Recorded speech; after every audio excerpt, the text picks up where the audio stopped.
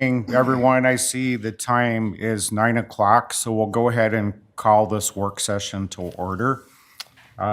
Looks like Shawnee, can you call the roll, please? Bates. Here. Mangum. Here. Nichols. Here. Paulson. Here. Satterfield. Here. Swanson. Here. Dahlquist. Here. Okay, we'll get started with agenda item number 2, Animal Shelter Advisory Board update. And I believe we have Arlen, the board chair, and Liam coming up.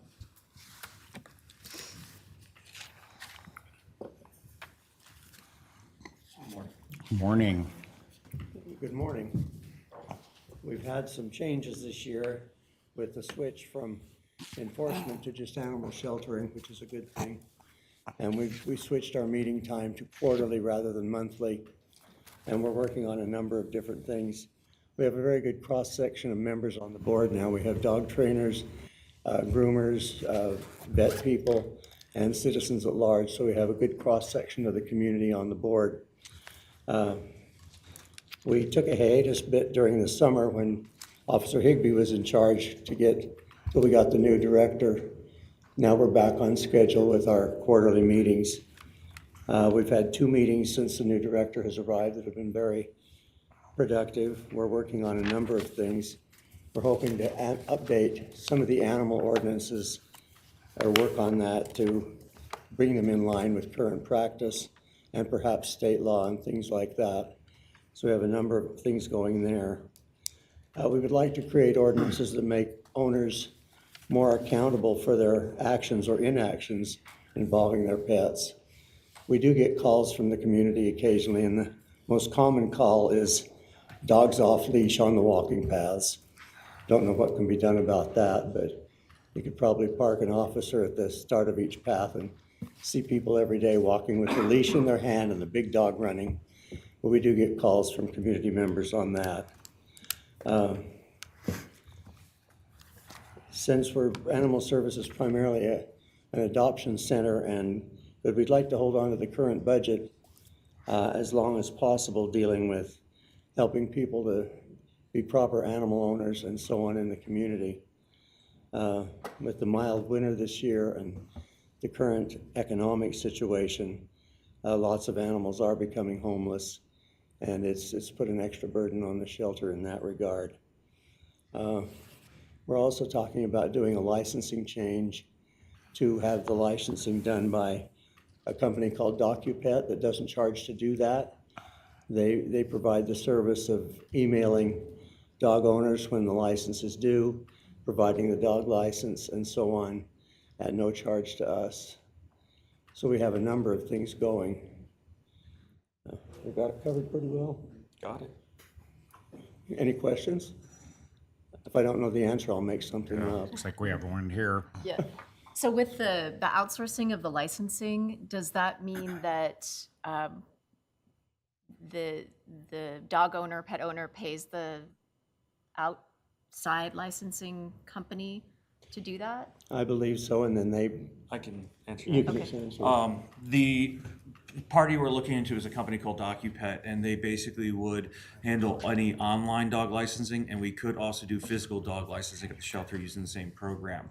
They would collect all the fees, and it would basically be like a credit card fee about using the convenience fee, but otherwise all the licensing fees would be given back to the city. So we would not be paying additional money or losing any money. This company makes its funds by selling more high-end dog collars, tags. So in theory, you could, if you are a particular fan of a certain sports team, you can have your dog license printed on that sports team's logo. You can have the State University logo put on the dog tag if you want. Because the other side of the dog tag has the ID number and the owner information on the other side. I see. And this would also help our field officers basically look up any of the information for dog licensing in the field so they can either return the animal home quicker or try to figure out where this animal belongs if it's wearing a tag or has a microchip. Thank you. Do we still have the licensing fee that's half price during the month of May? Did I understand that correctly? The initial early licensing fee, yes. Okay. Question here. I'm wondering, And maybe you said it, and I apologize if I missed it, but where are we at capacity-wise? We're running pretty close to it right now. We manage our intake, so we are usually 80% of the animals that we accept are from the public. We focus on Pocatello animals first, and then we can help any other animals in the surrounding community. We keep that other 20% for the field officers, so that whenever they're bringing stray animals or animals that need assistance or they're being seized for one reason or another, we always have a space for them. Currently, our waiting list is about 3 weeks to a month out. This time of year, we're having a harder time getting animals adopted out or sending them out to foster, basically getting them out of the shelter to make the room. So it's a little bit more difficult this time of year. As the weather gets warmer and the summer starts coming on, we hopefully will see a rise in adoptions, but currently it's a lot slower now than we hope it would be. There is a high rise in more people becoming homeless who have animals. And then once they're homeless, there's nothing to do but try and surrender it. We're in a pretty bad economic situation in the community in that regard. Okay, question here. Yes. So on the DocuPet thing, do you need, do you have the funds for that? Is that a yearly subscription? Like, how does that work and how about that? Speaking with them, and we're gonna be, once we work on some of the ordinance changes we wanna do and we talk more with them, we would not be paying any additional fees for it. We would be the first municipality in Idaho using this. It's used throughout the country, but nobody in Idaho uses it yet. So any setup fees that we would have to pay, which is usually about $5,000, they would waive that for us being the first ones to sign on board with them. So every other fee that they would collect would be if the dog owner who wants to buy anything additional, collars, ID cards, leashes, any of the more bougie items for their pets, that's where they make their funding. Gotcha. And I did check, they do not do anything with the customer information. They don't sell it, they don't use it for any other type of marketing. It's basically kept within house. Thank you. Okay, As a board, we see a lot of good changes coming, and I'm pleased with that. okay, well, great. Thank you for your volunteer service, Arlen. Oh, yeah. Yeah, thank you both. Thank you. Thank you. Well, thanks. Right, agenda item 3, we have Pocatello Development Authority PDA update.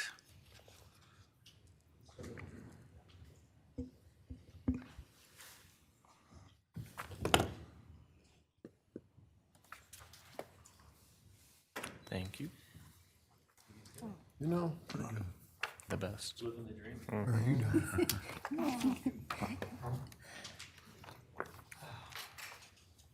Thank you, Brent. Yay, handouts. Handouts, yes. Oh, great. Brent. Hey, Brent. Oh, thank you.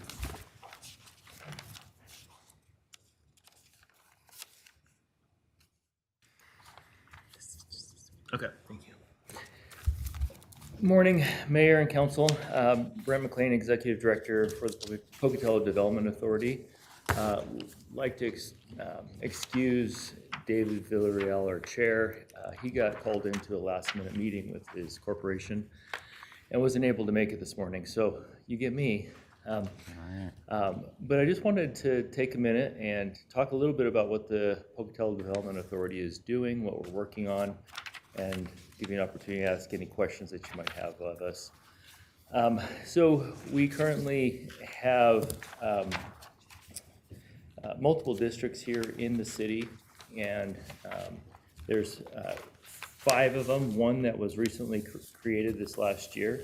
And I'll go through each one, talk a little bit about what we're doing in those areas.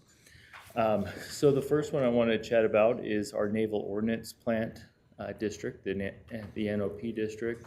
That one is currently operating pretty well. They've done a lot of improvements to the buildings that you are well aware of. Most recently, they did the facade upgrades to building number 10. And so they've moved that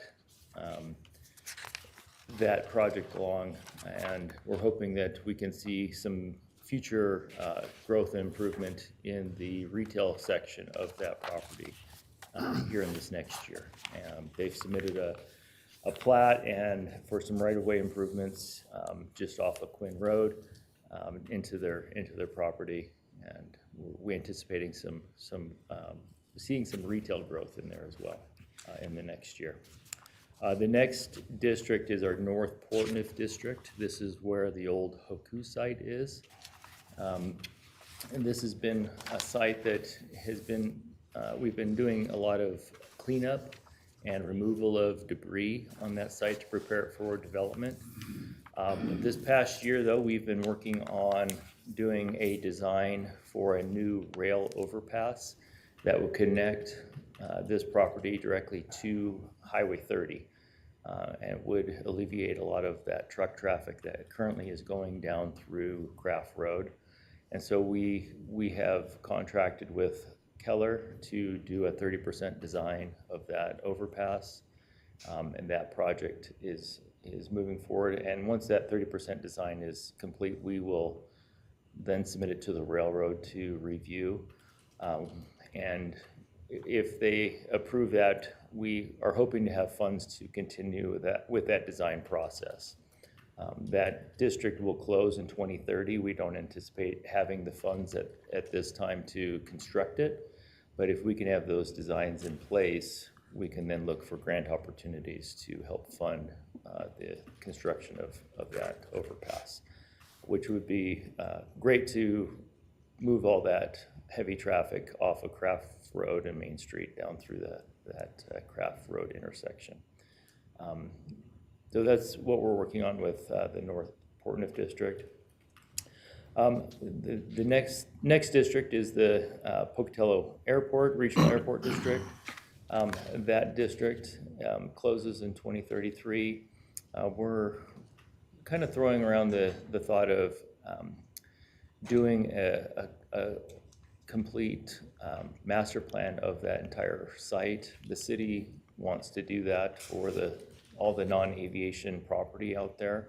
We need to really identify what infrastructure needs and what other road improvements and site upgrades do we need to make that property viable. And so there's not a lot of funds in that district right now because there hasn't been much growth out there. And so, but what we are kind of talking about just in preliminary is maybe using these funds to do some area specific planning for just the airport and having some information to really move that property forward. The next district we have is our Northgate district. It's probably our best performing district to date. And so that district, we are currently reimbursing the government entities that were involved in the construction of that interchange and street and infrastructure upgrades. The city is going to get its final payment that it expended for the construction of that area this month. And so the city will all be paid off from any monies they expended into the construction of that area. The county will be following that, and then the PDA. And then once all the government entities are reimbursed, the developer will then be eligible for reimbursement. But it is performing quite well.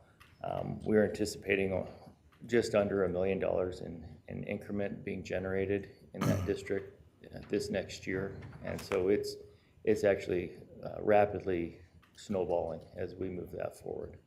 And we anticipate it to improve even more. So, and then the last district is our South 5th Avenue district. And that district is just created this last year. In December was when it was finally ratified. And so we don't have any increment at this time, but we do anticipate starting to get some increment in the next year. It'll be fairly small, but we do have projects that are, we have outlined and planned in that area. And we're excited about the potential for that South 5th area. So I don't know if you have questions for me, but we're trying to be active and involved in a lot of what we're doing. Oh, and just to know, we are working on the downtown district, creating a new district in our on on the western side of downtown, so west of the rail. And that would include working with the redevelopment of the Monarch site as kind of a catalytic project to get that district moving forward. So those are some of the things we're working on this next year. Brenda, I'm wondering if you can just take a moment and like a TIF 101 and how how that tax deferral works for infrastructure improvements, just the basics of a TIF district. I need my whiteboard. So when a district is established, the property tax value creates a baseline. And the government entities or the taxing entities will continue to receive those property tax values at that baseline through the duration of the district's life. But any property tax increase that's generated in that district above that baseline is then what we call increment. And those tax funds are then channeled to the PDA to use as redevelopment funds to focus directly on that district. And those districts have plans that outline how those funds can be used, what projects are going to be identified to spend the money on. It's not like it's an open checkbook to do whatever you want. But they are very regulated by state statute and how we can spend those funds, what things qualify and what doesn't qualify. And generally speaking, it needs to be for public good and for public infrastructure, public improvements. And so that's kind of what that increment, how that increment is generated. And the intent of it is that you're reinvesting this money into these areas that wouldn't grow without that reinvestment. And so, for instance, look at Northgate. Northgate was just field space, and it was really challenged because of access and infrastructure. And it wouldn't have developed the way it's developed now without some assistance to get that access and infrastructure hurdles overcome. And during the life of the district, what it's doing is creating a new tax revenue for the city that wouldn't be there in those 20 years. And so it's a reinvestment into our future is what it really is. And that's the whole purpose of those tax districts. Okay, yes. How is the money that comes into the development authority managed? It's separate from the city, Correct. but it runs thanks to folks like you who are on the board and Correct. help direct that. So where does the money that comes into the PDA sit? And then how is that managed? Is there interest on it? Is that reinvested? Can you talk a little bit about that? I'm not the best with the financial end of things, but it is essentially the funds are managed the same way the city would manage their funds. We have the same requirements, the same rules that we have to follow. We do, as we receive those funds, we do have them invested, so they do create interest income to help progress what we can do with those funds, just like the city would do with your funds as well. But the expenditure of those funds fall under all the same categories that the city would have to, because we actually are established through the state and get our authority through the state just like the city does. And so it's essentially run just like the city would. We have a treasurer who's very capable and helps to manage those funds and keep track, make sure we're following all those rules. I'm assuming that those funds are in buckets then, so the funds that come in for Northgate are just for Northgate and. Yeah, well, in accounting sense, yes. Yeah. They are separated. We manage what funds we can expend in each district. Now, there is a provision that we can borrow between funds, but we try not to, and if we do, we reimburse those funds back. But we haven't had to do that very much. We try not to do that. Thank you. Sure. Yeah, go ahead.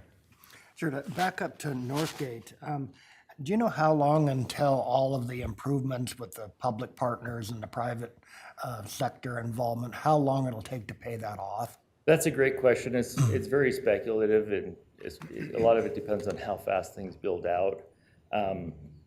So we are anticipating all of the public entities to be paid off here in the next 3 to 5 years is what I am anticipating. So all of the government and public entities.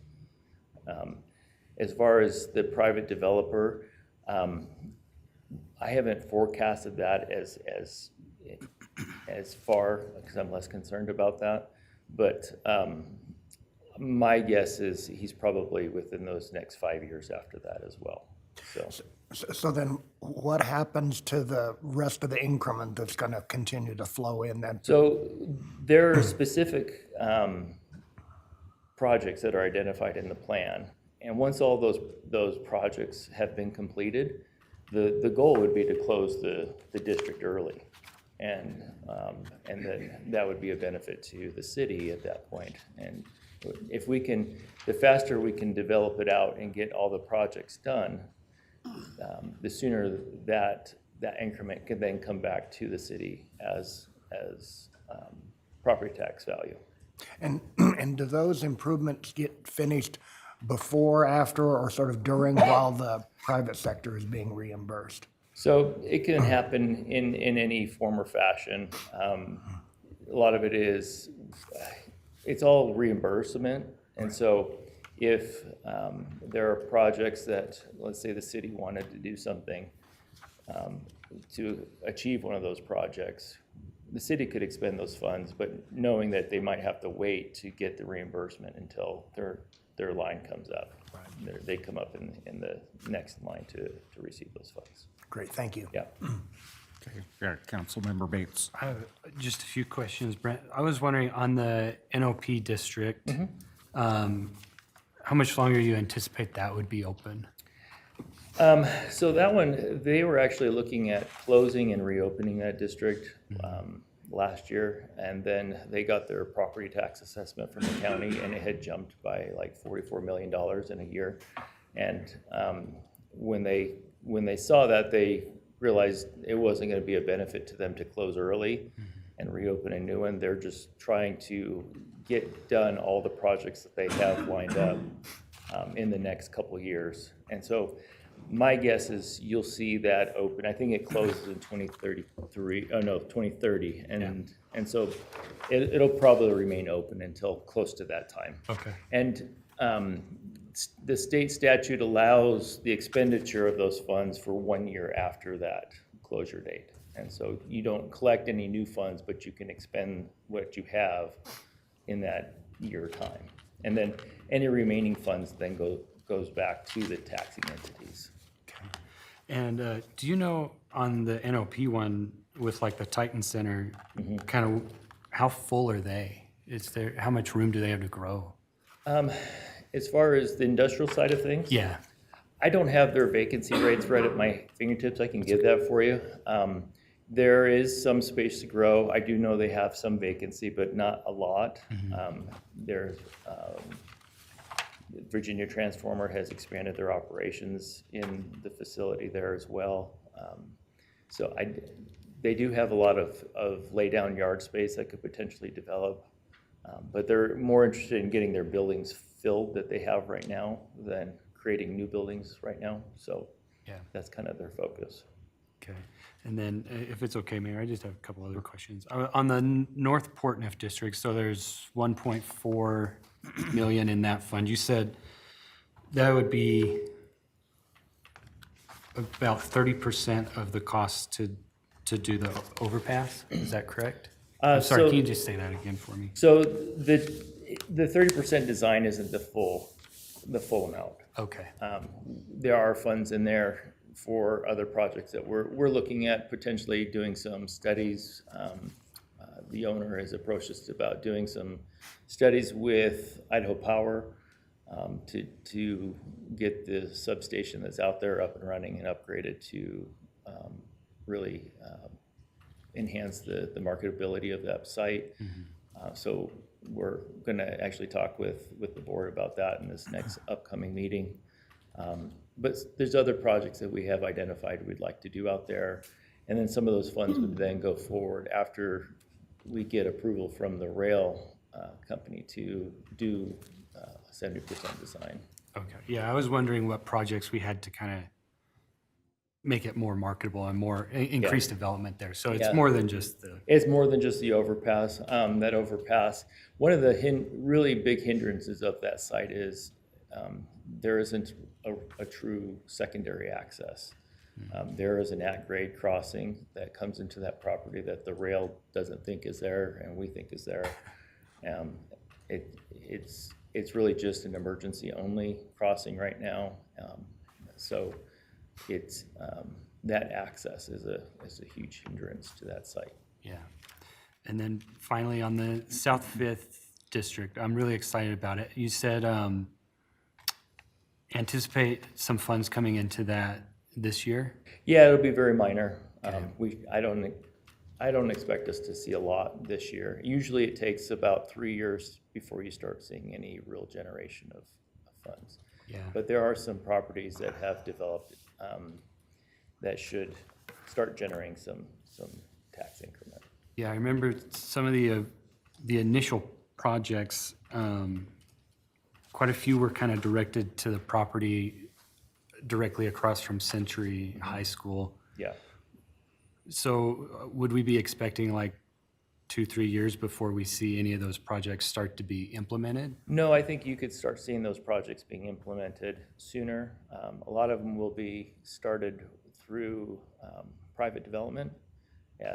There are some developers who are looking at those properties for development currently, and any upgrades that might need to happen to make those projects move forward would have to get implemented. But those could be reimbursable expenses that, as the funds become available, they could be reimbursed for. Cool. Oh, I had one last question about, so I remember last year we approved a lot of planning up at Northgate, a lot of housing. Do you know kind of what the status of that is, when they're gonna start? We've been chatting with the new owners of a lot of that property east of the Portland Clinic there. I anticipate seeing a preliminary plat's been approved. They've been talking about getting a final plat submitted to us anytime now. I think the new owners of that property are very interested in starting to turn dirt here this season. So I think we'll start seeing some movement up there. That's great. And Thank you. what they told me is the first phase will be at least 100 homes. Yeah. A lot of townhomes. Townhomes, yep. Yeah, that whole preliminary plat, I thought you might ask, so there's, what they have platted in that, or are planning to include is, it was 98 detached single-family, about 215 townhouses, and then they have 6 lots that are large lots for multifamily development. And so it's gonna be a significant increase of units in that area. There's a nice variety happening there. I was excited about that. And that was progressively down towards Northgate Parkway, right? The multifamily housing, if I remember right, was gonna be kind of right off Northgate Parkway? Yes, it's kind of right behind the clinic, closer to the parkway. Okay, And then as you moved up the hill, it was townhouses And then then single detached single family. Yes. So regarding Northgate, I remember seeing a presentation on that project years ago, and one of the goals was to make it a self-sustained isn't the right word, but a community where you'd have a grocery store and you'd have amenity, just sort of Yeah. day-to-day amenities for folks.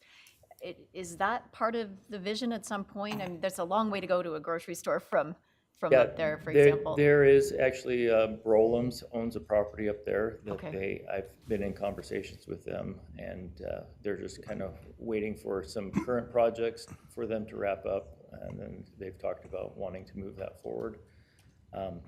So that would be a great asset to the community up there. And there's other commercial properties that I know there's some banks that own some properties up there, some just more neighborhood service type things that a lot of them are just waiting for the housing to come before they start building the commercial. And so it'll come. They do have the same pathways and walkable plan that they were anticipating.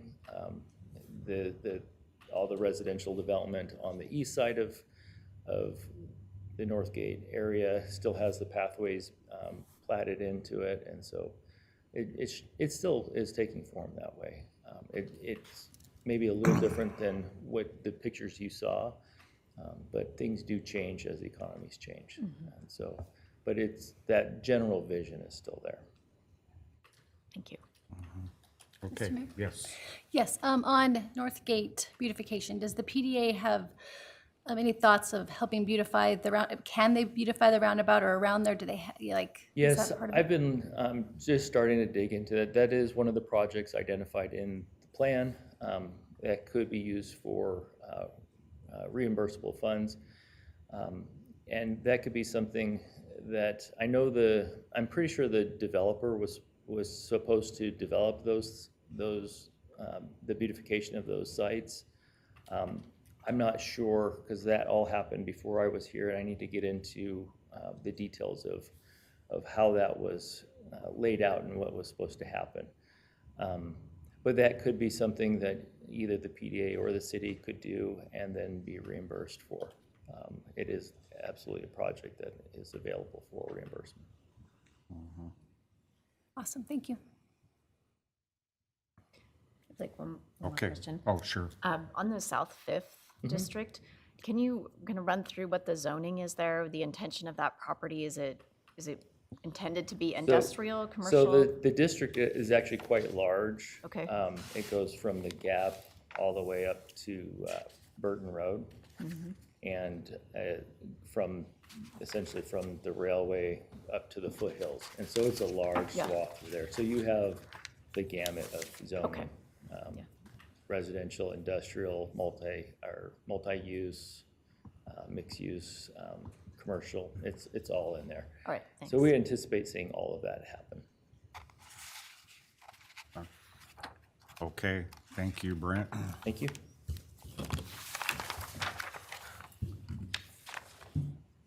Okay, we will move on to agenda item 4, future use of city-owned property at 429 Washington, AKA Old Alameda Firehouse, Planning and Development Services. Looks like Jim is coming. Morning, Mr. Mayor and members of the council. Jim Englesey, Long Range Planner for the city. There's been a lot of discussion over the past year or so regarding the old Alameda Firehouse.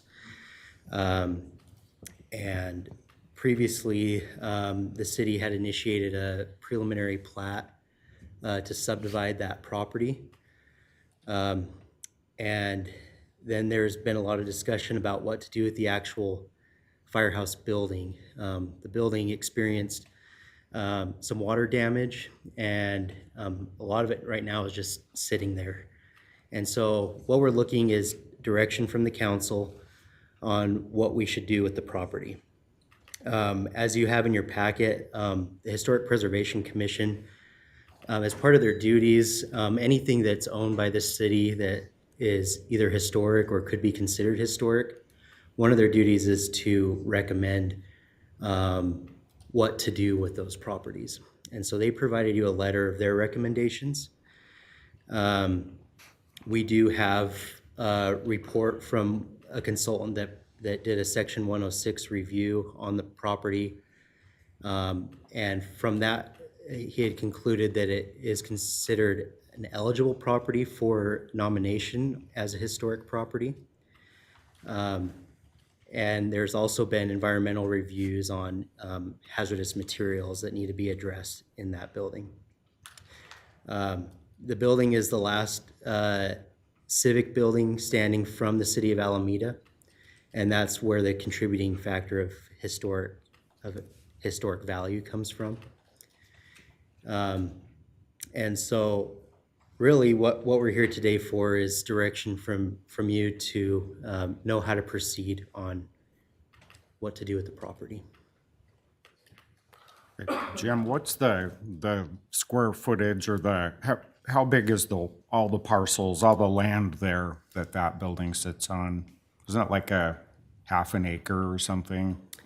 Yeah, I don't know the numbers, but I would say that's maybe about an acre or so. Uh-huh. If you're looking at the total. The whole, the whole property. Okay. Sure, Councilmember Satterfield. Thank you, Mayor. So I was able to go visit it this week. I didn't know where it was, and when I went, it looked like a house. So I was glad to know that it was, former firehouse. It has extreme damage. So when I went in, I was like, wow, this would cost so much money to fix. Where would we get those funds? I do love the thought of a historic building, but again, what does that look like? It was really bad. So, yeah, I have concerns about keeping it. Yeah, Why would we keep it, or how would that look like, and how would we get the funds for that? right. So, And Councilmember Paulson. Okay, so two questions. One of the options that they said was basically fix it up, try to get grants. So with the first question, what is the realistic likelihood of getting enough grant money, like you said, it's bad, to actually fix it? And then if that does happen, it becomes a museum? It just sits there as a pretty building?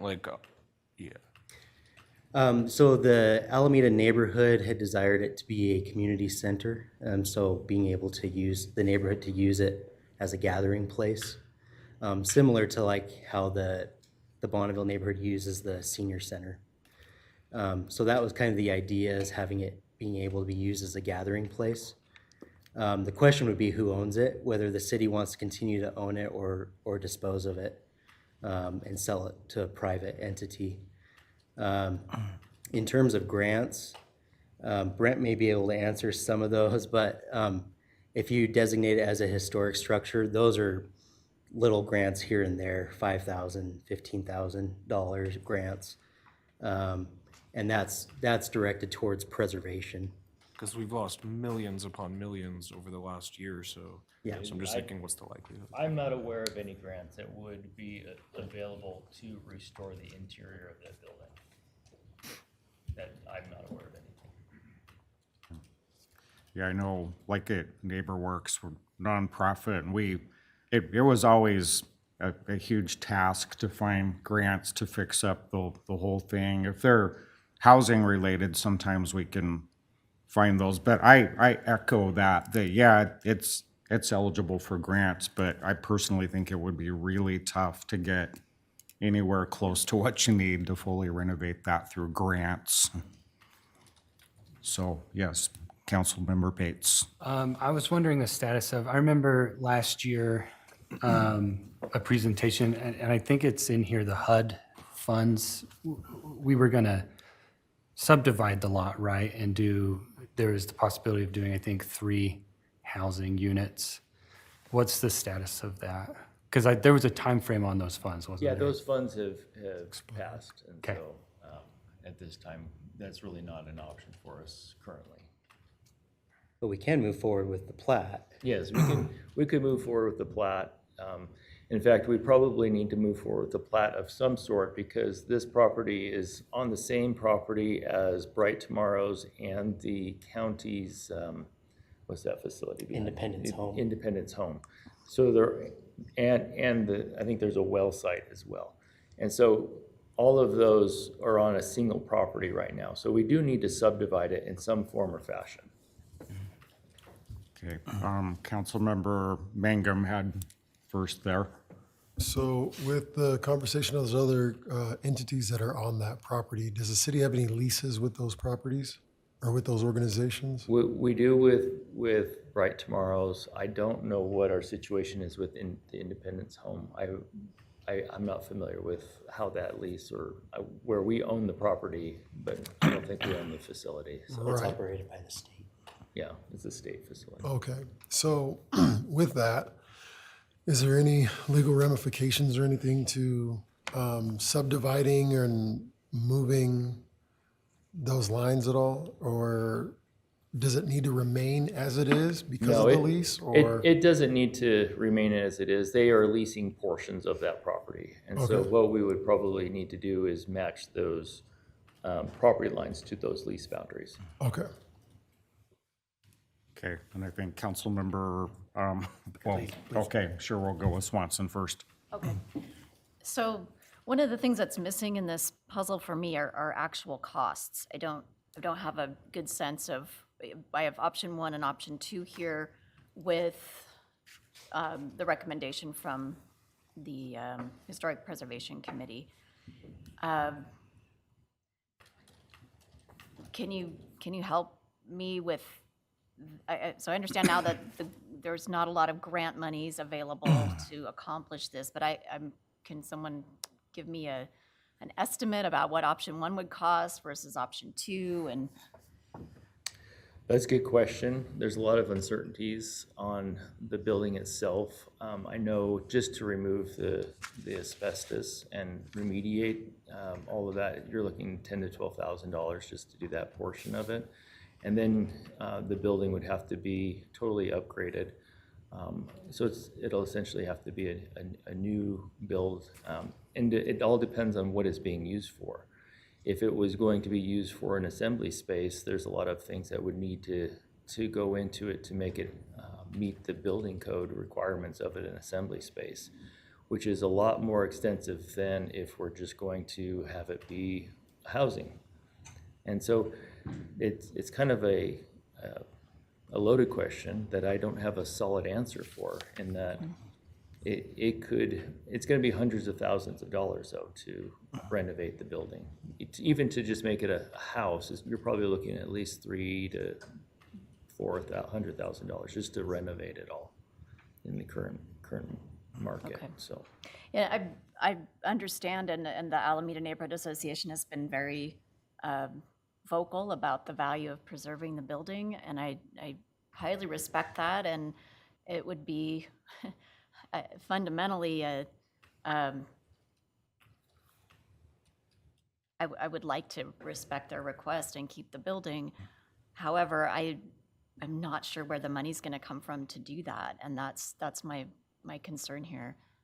my thoughts with that building at this point are, one, we need to get it into a safe condition and remediate all the hazardous materials in that structure, because that has to be done regardless. And then my recommendation would be to subdivide the property and just sell off that building just through the regular auction process that we have. The city cannot legally just give the building to the association. They can't do that. When we have properties that we have to dispose of, it has to go through the auction process. And so if they wanted to purchase it, they have the option to try to purchase it at that time. Otherwise, it would go open to the public auction to anyone who wanted to bid on it. And Councilmember Nichols. Sure, I have a number of questions here. Yeah. So let's assume that we sold the property. We could sell that off with a facade or a conservation easement on the exterior, right? I know we did that when we sold the Standrod House way back in the day. Yeah, you absolutely could. It may deter some people from wanting to purchase it because of that encumbrance, but you absolutely could. Right. So it looks to me that building was built and then renovated and added onto in sections. Has anybody explored doing some selective demolition on it, getting rid of maybe some of the things that aren't so historically important and just paring it back down to the original historic structure? And if so, I know you had limited you didn't think there were grants for interior, but could there be grants for exterior? It depends on, again, what it's being used for. If it's just a residence, historic preservation grants really don't apply to residential uses. But if it was a commercial use, you could potentially get tax credits, and there might be some small grants that could be used for that structure as a commercial structure. But it is, there isn't a guarantee on those grants, for one, and then two, the tax credits, again, you're looking for, the city can't take advantage of tax credit, only private entities can. And so the city really doesn't have a whole lot of tools or mechanisms to do the renovation rather than expending our own monies. And those tax credits are federal, right? They're federal tax credits, yeah. So what are your thoughts on the selective demolition side of that? I know the interior of it, I'm guessing, would have to be gutted out. Yes, I'm not opposed to that. We would have to probably identify what would be included in that. But once you start demoing that, are you just opening it up, and how do you preserve or protect it from vandalism and other things? And Yeah, so bless you. you got to be careful on how you move that forward. Right. And then the asbestos and the lead and the other things, we had a brownfield grant, is that correct? And is there money left in that, and could that be used to remediate? So the brownfield grant we have is not, the money isn't eligible for remediation. It is only for assessments. And so we use the money to identify those hazardous materials, but we don't have funds that are available for remediation purposes. Great, thank you. All right, sure. This is gonna sound horrible, and these are just thoughts going through my head. Would it be cheaper for us if we decided we weren't keeping it? And because in the condition that it's in, demolishing the whole thing and just selling the land? If we decide to go that route? So regardless of whether we demo the whole thing or not, we have to remediate it first because of the landfill requirements. And so if we don't remediate it first, we have to treat everything as if it's contaminated. And when we haul it to the fill, the landfill, the cost is very high for those types of materials. And so the first step would to be remediated regardless. And so in my opinion, if the city is looking for the least expensive path forward, I would remediate it and then sell it in that as-is condition, because then someone would have to then renovate the building in its entirety to make it occupiable. And it couldn't be just a dangerous situation for maybe a tenant or someone to move into, that we're selling it knowing that there's these materials inside that are hazardous, and someone ends up living in there in those conditions. And from what I understand, those brownfield funds, that would cover the cost of the asbestos remediation? No. That would not? Our funds do not cover the cost of the asbestos remediation, It's more just assessment? just the assessment, Okay. correct? So it would be on the city's dime to remediate that? Yes, but if you sold off the property, you should be able to recoup those costs. True, yeah. Okay, yeah, Councilmember Paulson. So last year, I was definitely a big proponent of the affordable housing plan. I wish it could still happen. But I believe it was Councilwoman Lurick who asked if there was a way, if we were to sell it, split it, whatever, if there was a way to keep the flagpole with the plaque, or, something to acknowledge the history, but still go through with, Yeah, so for those of you who maybe aren't aware, there is a large wooden flagpole on the site. It's quite large. And that is pretty significant and historic in its own right.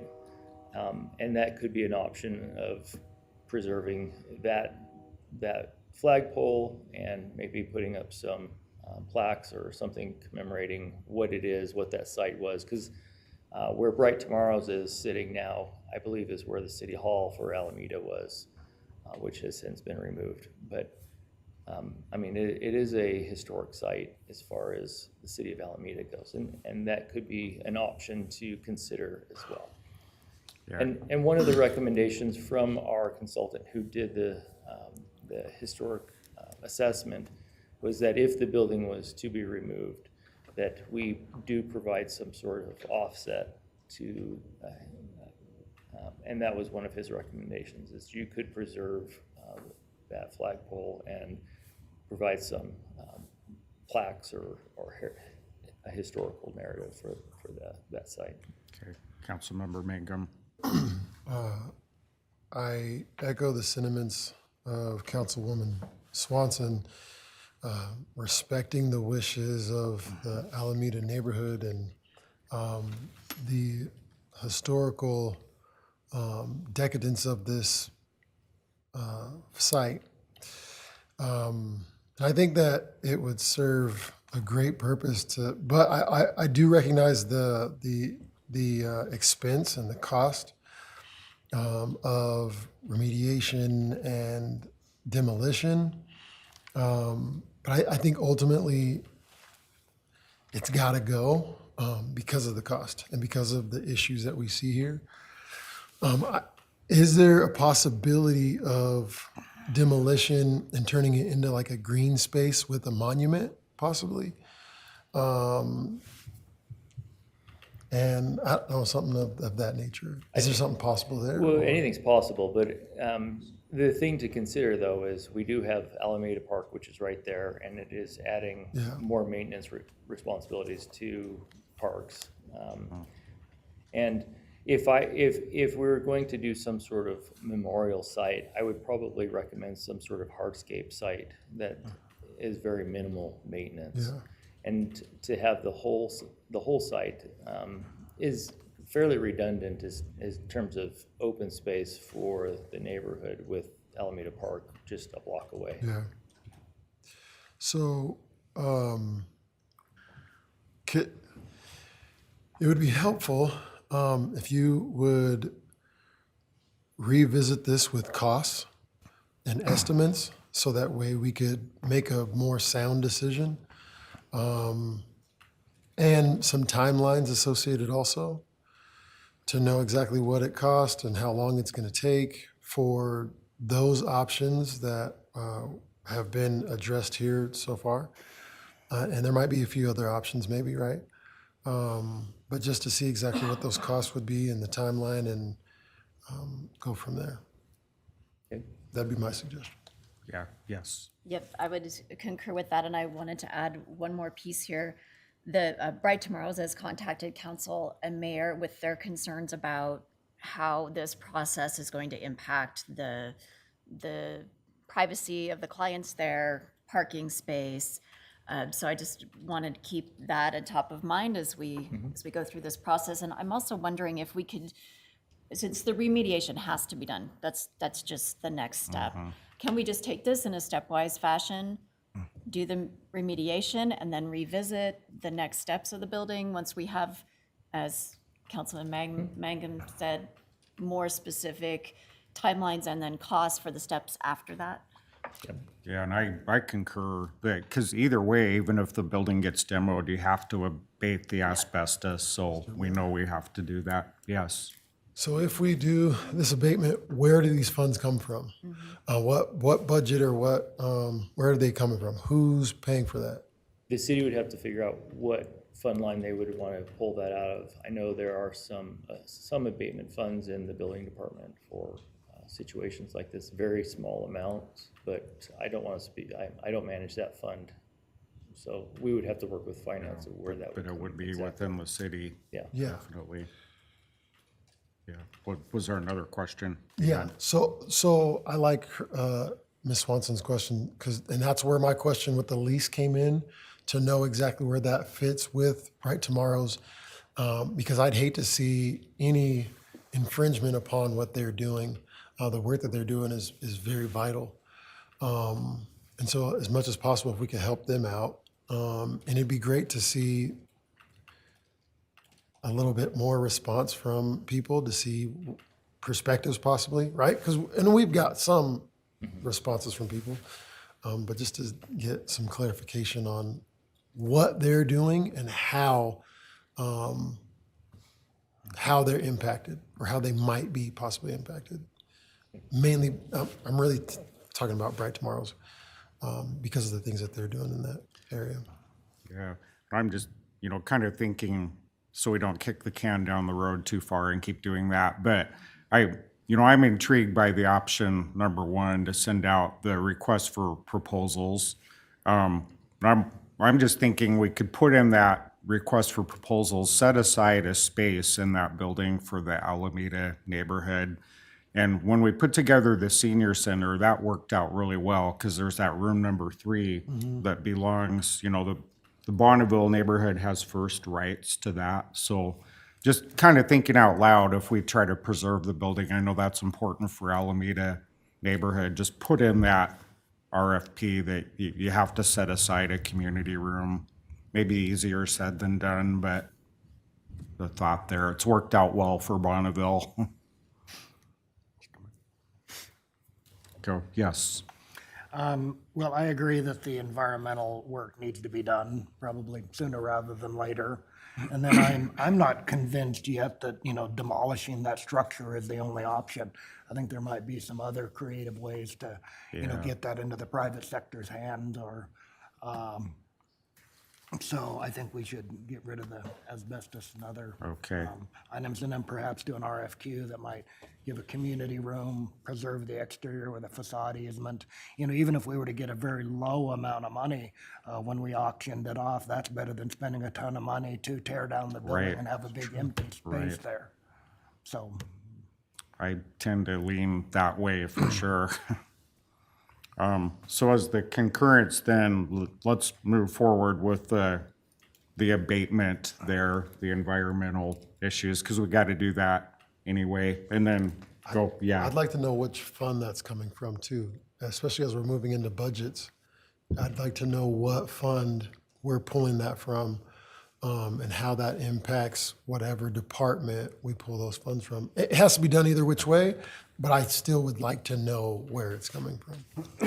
Okay. Yeah, we can get that answer. Yeah, I think I'm pretty sure that there is an abatement fund that we could pull for, especially for the amount that will cost. It's not a huge amount, but Yeah.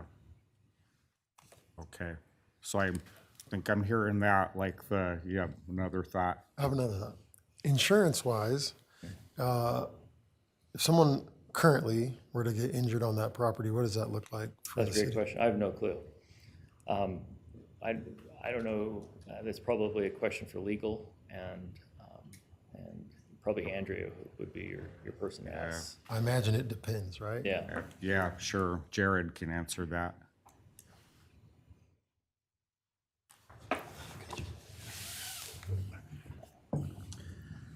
Good morning, Mayor and Council. Jared Johnson, City Attorney.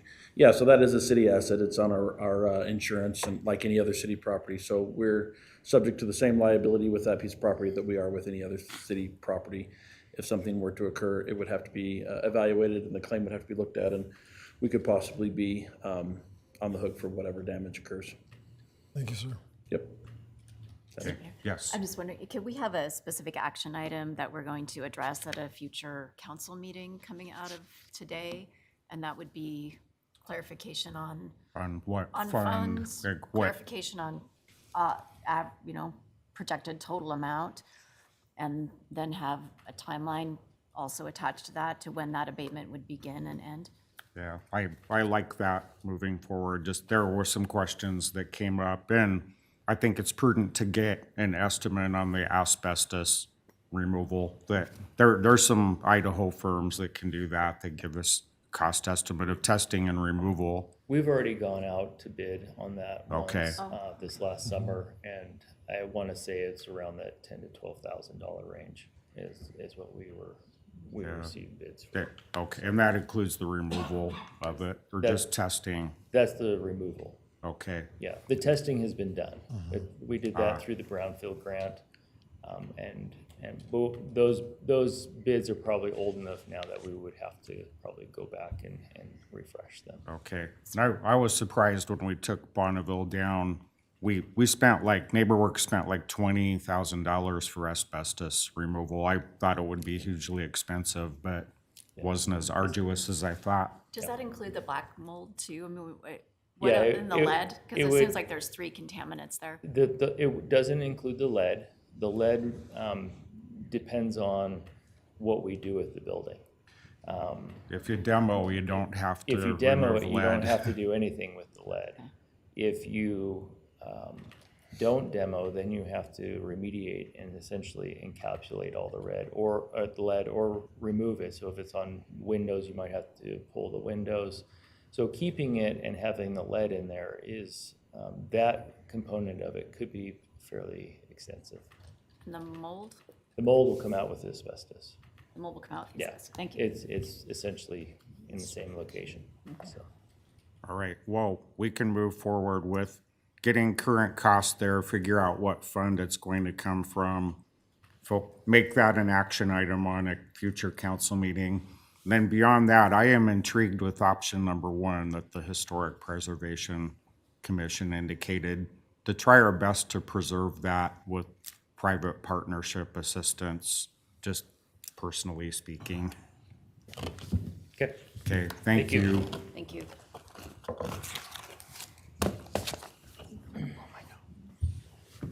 All right, the time is about 10 o'clock. At 10:30, we'll take a 10-minute break if that works for everyone.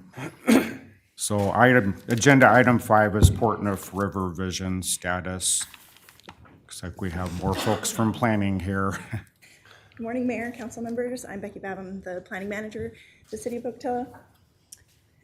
Jim Anglesey, Long Range Planner. And Christine Howe, grants manager. I think as we're all aware, there have been, some minor changes at City Hall in the last few months, and several of you are new. And the Portneuf River Vision has come to live in planning. So we decided that it would be worth having an agenda item where we can discuss the River Vision itself, the plan itself, and the current projects that we're engaged in, under the River Vision. So the River Vision was created in 2016. It was created in conjunction with the Army Corps of Engineers. And so you've got your list here on the left of city and Army Corps staff, and on the right, the working group of all of the different agencies and entities and nonprofits that participated in the creation of the River Vision. So it was a very collaborative document when it was created 10 years ago. And this document really has spurred a lot of our long-range planning efforts. So this was done 10 years ago, prior to updates of our comprehensive plan and downtown plan. And so really this was kind of foundational to all of the long-range planning efforts in the city as of recently. And so a lot of the things that are in here spurred the downtown development plan, which then kind of led to this snowball of all these plans that you now have at your fingertips. And so a lot of the plans that we have refer back to this in saying we need to implement those projects that are in the River Vision. We have made some adjustments to the PowerPoint, so if you're looking at it, we may have some slides that look slightly different. And so I'm just going to give you a brief background of what this vision is as kind of the foundation, and then we'll go over the projects that we have implemented within the last 10 years as a city. And so this vision really looks at capitalizing on the Portneuf River as an asset rather than a burden. We're looking at revitalizing the environmental, recreational, economic value that the river can bring to the city. And so within the vision, it breaks out into these fundamental principles, the first of which is ecosystem health. A lot of the activities that we have been doing seeks to restore the environmental health of the river. And because of the channel and the levee, there are a lot of environmental issues present because of the flood mitigation, and all of that has caused a lot of environmental issues to the river. And so a lot of the projects in here seek to improve those environmental issues. Now, one of the things that the vision talks about is mitigating the effects of the concrete channel. And just so you know, this is a long-term vision.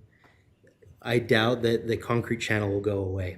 And so the project now is trying to figure out what are those strategic ways that we can break into it at certain points and provide recreational opportunities as well as these ecosystem issues. Jim, I'm sorry, can I ask a question just real quick? Because I've heard a lot about like the environmental concerns, but I never hear like what they actually are. Can you just tell us real quick, like what is actually happening from an environmental standpoint that is of concern?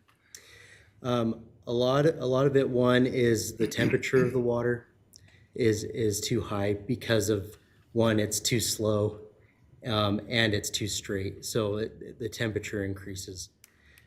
Two, high levels of E. coli are present in the river, and so we deal with that. And high sediment, and really the high sediment isn't anything that we can control. That's more naturally occurring. But those are some things that can be mitigated through these projects that we'll go over today. And we do have multiple projects that are aimed at addressing the sediment, in particular stream bank restoration type projects. Many of those are mentioned in things like our MS4 stormwater permit and in other permits that we obtain. And so this river vision does relate to kind of key aspects of all of the areas of that the water touches, basically. Yeah, thank you. Sorry, I didn't mean to interrupt. Oh, go ahead, Brent. Mr. Mayor? Councilman Nichols. So do we know where the E. coli is coming from? Is it coming from upstream, or do we know? I recall that it is upstream from ag uses. Got it. Yep. But we can verify that too. Yeah, Marjana's shaking her head no over there. We can verify that with Brenna. She's kind of our river scientist at the moment, and so she knows more about that than I do. But that's part of the plan, is to mitigate that, Yeah. that problem one way or another, right? And so these projects like oxbow restoration and wetland creation, they help capture those, both sediment and contaminants. And so that's the whole point of all these different projects that we're going to go over today. Great, thank you. And so I'm not going to go over all these goals, but the whole point is, one, environmental health, two, access and recreation. Again, bringing awareness to the river that it's an asset. And we've done a lot in terms of improving the access, creating sites that we can get into the river, events like Pocatello, the river cleanup have all brought awareness to the river as an asset, and that you can actually use it. It's not something to avoid and be feared. Community engagement, again, bringing all these different community events to the river. Even Environmental Fair has moved closer to the river, coming to downtown and bringing awareness to the river. We always have large tables that have information on what we're doing for the river. And as far as community engagement goes, the river is consistently, alongside our trails, our most commented item. Every time we put a plan out, every time we receive public feedback, the trails on the river are the #1 item that we receive comments on from the public. And then finally, economic development. A lot of this, again, is what has spurred the downtown development plan of bringing economic reinvestment into the downtown, which is closely associated with the river. So what are ways that we can make the river an asset to invigorate economic improvement to our downtown? And so that's connecting open spaces, integrating the greenway into downtown, and other connected commercial corridors in the city. So as we have been implementing this plan, we have a number of community partners and people that support the River Vision. This is not a comprehensive list by any means, but these are some of our main partners in implementing the vision of the River Vision and the planning itself. Many of these are contractual partners, but this is a brief list of some of the people that we work with to implement these pieces of the River Vision. So it's a lot of community engagement and involvement. So I'd just like to briefly touch on some of the items that we have implemented since the plan was adopted. And these have been primarily implemented through grants and through the work of Hannah Sanger, who has retired. But here, from 2018, we have signage, we have projects related to Centennial Rainy Park being initiated, debris jam removal, water trail assessments. There's a lot of work that has been done. And then the goals of how those projects align with the river vision are there on the right. And so in 2019, there's that inaugural Pocatello event, which has become increasingly popular. Even more debris jam removal from the river, some bank stabilizations, various creek restorations, some agreements for watershed fencing with federal agencies. And then in 2020, again, some more debris jam removal. This is going to be a consistent theme. And this is where we really started implementing some water trail access points along with the creekside restoration projects. Then just continuing in 2021, we developed the trifold that we use currently for the river vision, continued with some trail access points and signage, started doing some work up at the City Creek area with the road. We created the Benton Trail pathway next to Albertsons to create better access for pedestrians and bicyclists to the river. Started doing some Russian olive removal along City Creek. In 2023, the Oxbow restoration concept design started. Life jacket stations have been installed. In 2024, even more river access points were installed. We removed some invasive trees in the creek. And last year, they really began that design work on the Oxbow project. The Rainy Centennial Park project reached 90% designs, and we added an additional water trail access point.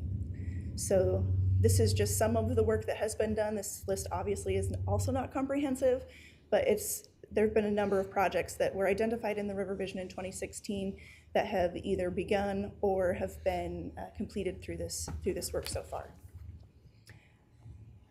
So since we have had some of those changes, the current obligations that we have that are either contractually or financially obligated have become a very collaborative effort overall.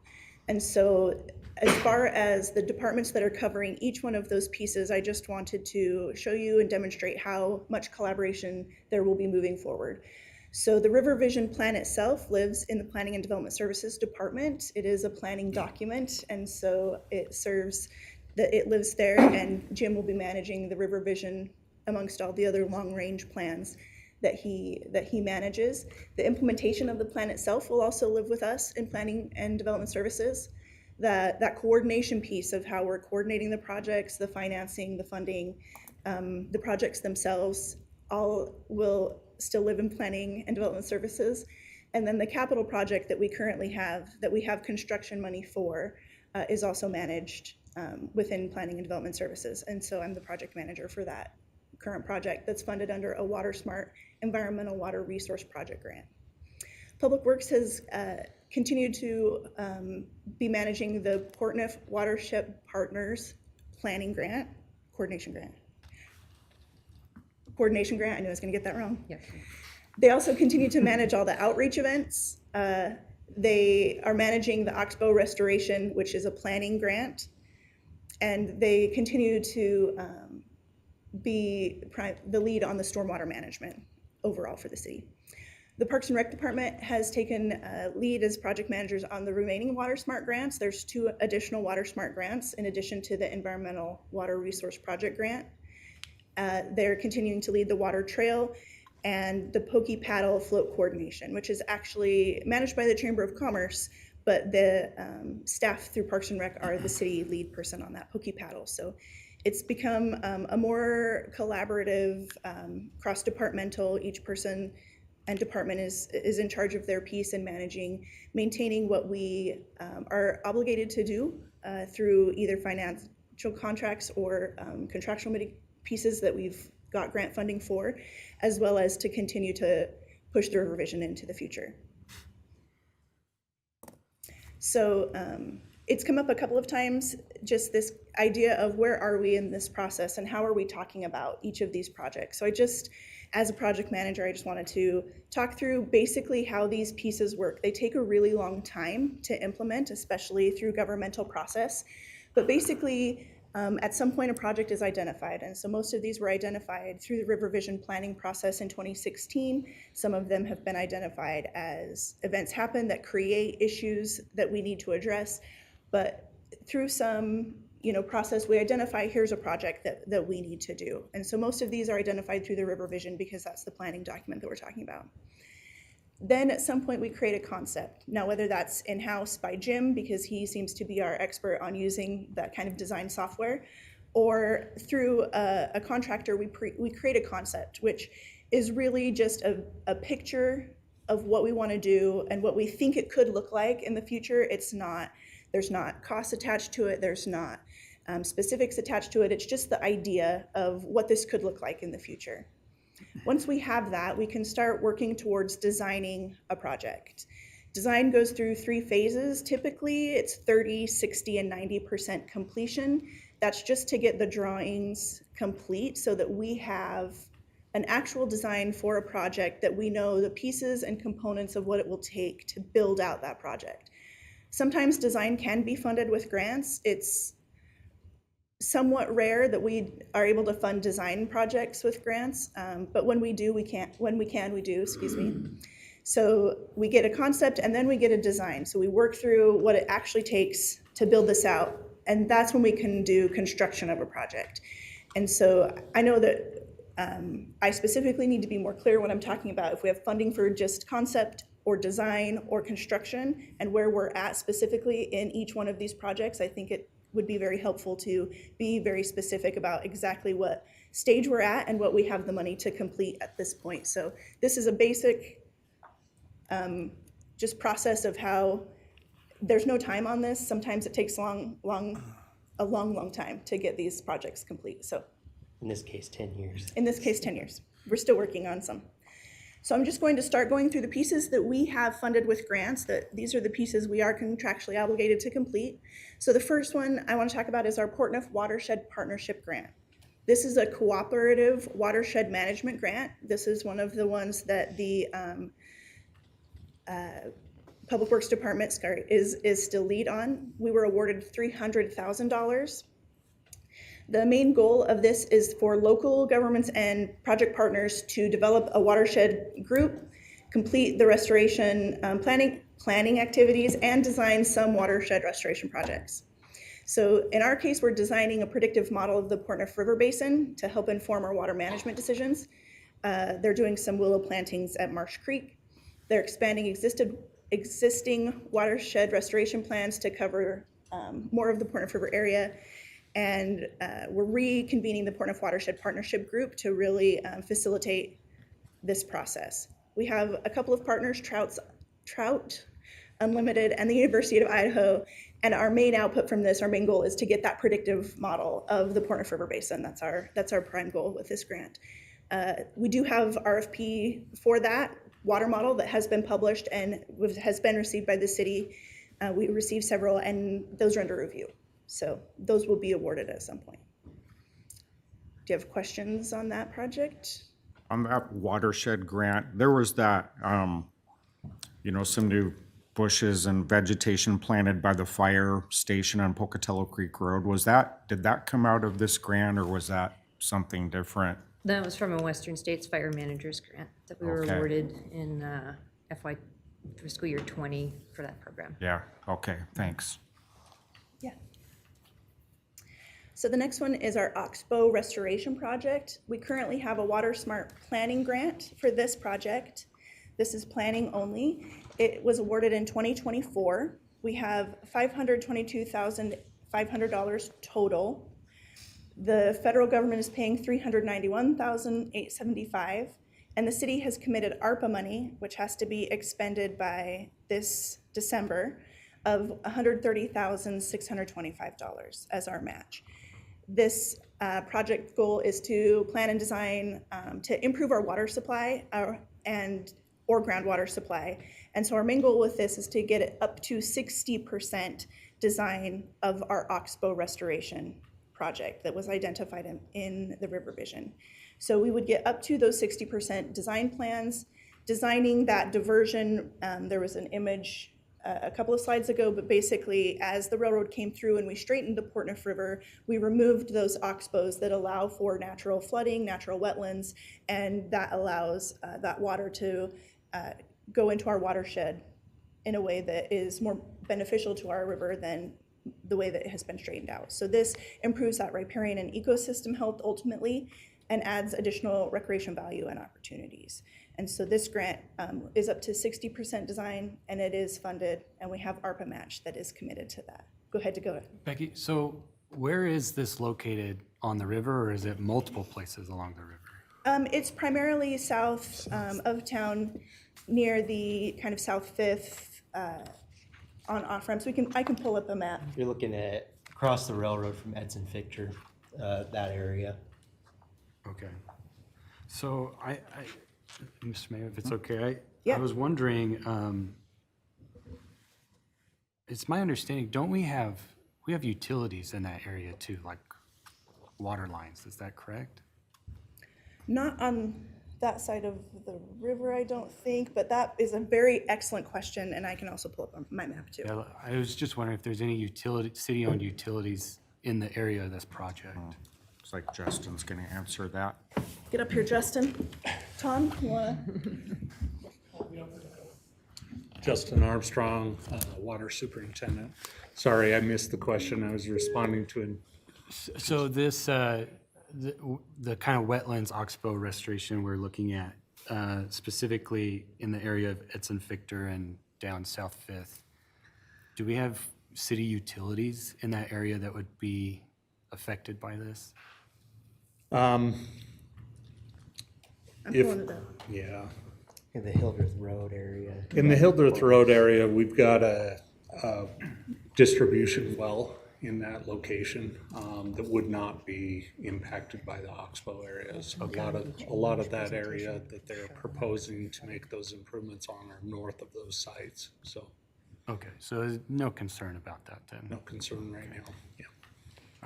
A few years ago in our high water year, these oxbow meanders actually did flood and looked similar to what their recharge state would be if this project were to move forward. So we did kind of experience a short time period of as if these were recharged. Obviously, there's other components to this to allow access that the development team's looking at, specifically if we were to have additional connections under the rail. But because they're based between the lava rock cliffs and that railroad, you'd have to put some of those access points and improvements in, which would be quite costly and kind of a long-term part of the project. Sure. Councilman Nichols has a question. So how much of the water quality issues in the Portneuf do we have that come from upstream? And if so, do we have anything we can do to help mitigate those problems that are upstream and maybe outside of the city of Pocatello? So, if I might, Tom Kirkman, Public Works Director. Arguably, this is probably, in my opinion, the most beneficial project that we could do right now. When you go down to Marsh Creek, down around the Inkom area, the Portneuf River is crystal clear. And the minute Marsh Creek comes in, that's when it turns brown. What this project would allow is to remove a lot of that sedimentation that's now being deposited in the river so that we could have a cleaner river when it goes back. This is, I believe, one of the best projects we got going for water quality and everything. That is the major problem with the Portneuf is the Marsh Creek area. There's grazing efforts across the creek. It's, the cows have eaten a lot of the vegetation, stomped down the banks. We have a lot of erosion there. We have other inputs as well through the city. We have pigeon problems that add to the E. coli, but Marsh Creek is our biggest issue. So I know it all needs to be mitigated, but that's a problem that we're inheriting, right? I mean, are there other parties that we can get involved here to clean up the mess upstream. Yeah, and we've been in contact with that. It's just kind of, we haven't had a lot of success in that. I mean, a lot of the remediation that needs to be done out there is expensive, and it's on the landowner on their property to do that. And so we really don't have a very big stick to make them do that. That's, But are we responsible for the problem they created?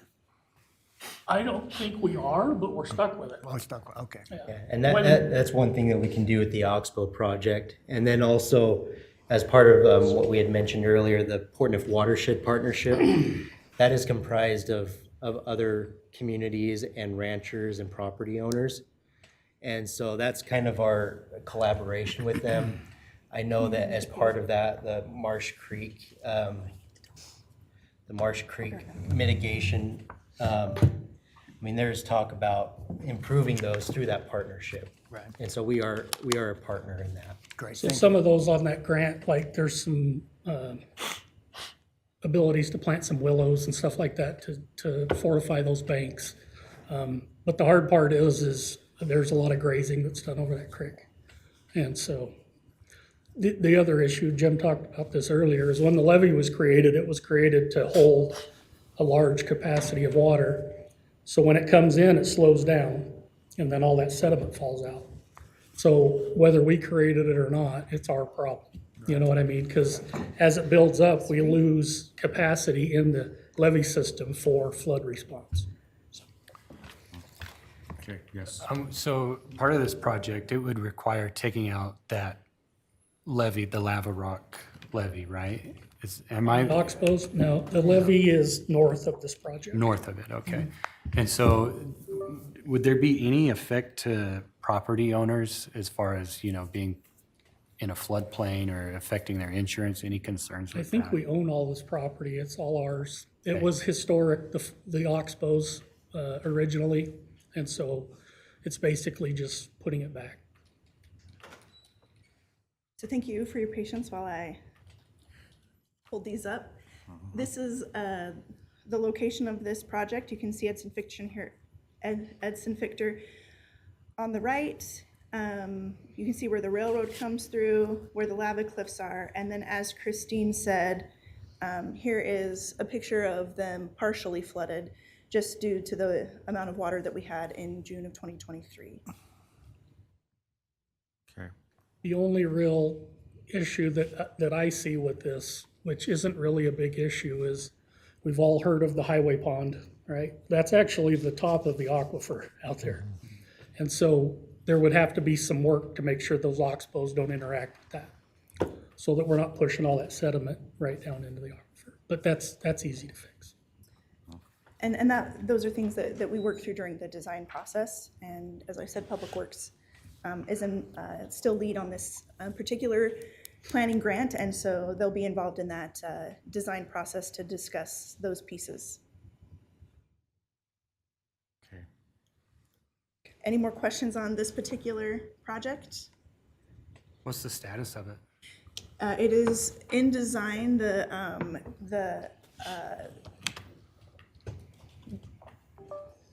It's fairly early on. It's in the fairly process. early. I think that we I don't have, think we have 30% planned yet on it or anything, so. no.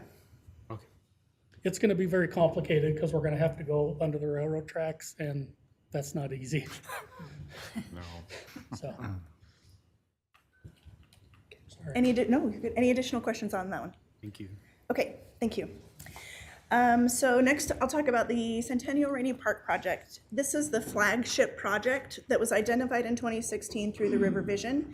The concept was developed and identified and approved by City Council in 2016, which is 10 years ago. The design was initiated in 2019.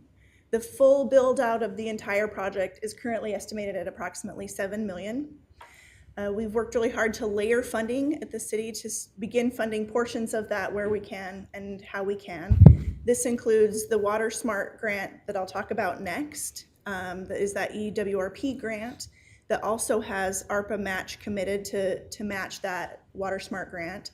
We have Swinerton settlement money, in the amount of $600,000 that has a tentative spend down date of July of '27. And then we have some DEQ Simplot cooling tower settlement money of $600,000 that's also committed to this project. So currently, the piece we have funded is the Rainy Levee Setback Project. That's funded through a WaterSmart EWRP grant that was awarded in March of 2024. The total grant is 2.1 million, so it's just over 2 million. Federal funding of $1,635,276, and then City Council has approved $524,000 in local match through the ARPA funding money. The ARPA funding money has to be spent first, so that has a spend down date of December of 2026. The program goals for this are water conservation and efficiency. This is it's to prove a concept of a wetland that could work right before our levee channel that's encased in concrete, to have quantifiable and sustained water savings or ecological benefit and watershed health, which is the point of this project. So the project would move the river's existing riprap levee, install a wetland and side channel within that levee, and then include ADA accessible river access with a stormwater pond that would capture some of the stormwater that is created there and the sediment from city streets. So the design that you can see here, it's primarily that piece on the right, for lack of a better term, point of that river, where you can see the light shaded green is that wetland with the new inlet, and the darker green is the levee itself. How tall will the new levee be, Becky? It'll It's be- substantially lower, right? than It the- has to have the same amount of flood capacity. We're not allowed to increase the risk, so I'll talk about that here in just Okay. 2 slides of where we're at. So the schedule for this, so the scope is to move that levee, establish the wetland, and build that stormwater pond. So here's our schedule. We started the environmental in March of 2024. That is ongoing with the cultural compliance and that environmental piece. The design, engineering, and permitting process, has taken some time because we have to work with the Army Corps of Engineers. That also started in March of 2024. We need to be working on construction. As you can see, our intentions are to begin construction this spring. So we had a hoped for start date of March, but that has we're in March, so. And then construction to be complete in December of 2027, and that's primarily due to our financial obligations, and this is what's agreed to in our contract agreement. We could extend that with the WaterSmart grant if we had to, but we still have to meet the ARPA spend down date. The current project status is the final design is very nearly complete. The final revisions had to account for a water transmission line that was constructed in the last couple of years. So we had to move a small portion of the design of that wetland to move that levee off of our water line with the new water line and the construction drawings that we had. The Army Corps of Engineers has reviewed this permit, and we're waiting for their 408 permit. We had to do a secondary safety assurance review type 2, which is an external peer review, where external reviewers were hired to make sure that we were complying, as you just said, Mayor, that the levee is not going to pose an increased safety risk. Only one of the items that review group looked at even rose to the level of minimal. So that review was complete, and so we're waiting on that 408 permit. It is nearing completion. As soon as these final designs with that reworked piece to not be over that newly constructed water line are in place, that 408 permit will be received. Our cultural review is complete, so SHPO has approved, that's the State Historic Preservation Office has approved the design for this project. So we're hoping to bid for construction as soon as we receive that 408 permit so that we can start spending down that money that has our earliest spend obligation. Then hopefully construction will begin summer or fall and conclude sometime late next year. Did you want to talk any more about the Centennial Park project or Rainy Park levee setback removal I have some project? questions, Yeah. yeah. Yeah. Do you want to go back? Do you mind, yeah, backing up, I'll be honest, mine are mostly concerned with costs. So Yes. the slide, you had a total cost for it of 7 million? One more. Is that's design, construction, everything? Yes, of both sides, including the Centennial Park side with the new pavilion, a small amphitheater, the parking lot updates. That's the entire project. Also the updates to the parking lot that the modifications we're making at PCCS. So that's So everything you see on this plan. Everything on the plan? everything on this plan. Okay. So when you say start construction like this year, We're doing. what do you mean? I mean, the Water Smart grant that's funded is the wetland moving and the levee moving. So that is that piece on the right-hand side of the river on this picture. Not the parking lot. All right, so just moving the river. Moving the river, essentially, and then- the levee, yes, and creating that wetland is the piece we have funded. Okay. And I'm sorry, I know we talked about this last week. Don't be sorry. But, so the 2.1 million between the grant and the ARPA funds, that includes all of construction as well? Of that wetland moving project, yes. Yeah, of what we would start construction on? Yes. Okay. Yes, that portion of the project is fully funded. The portion we still need funded is primarily on the Centennial Park side. I'm wondering so we move the river, what would be priority project after that?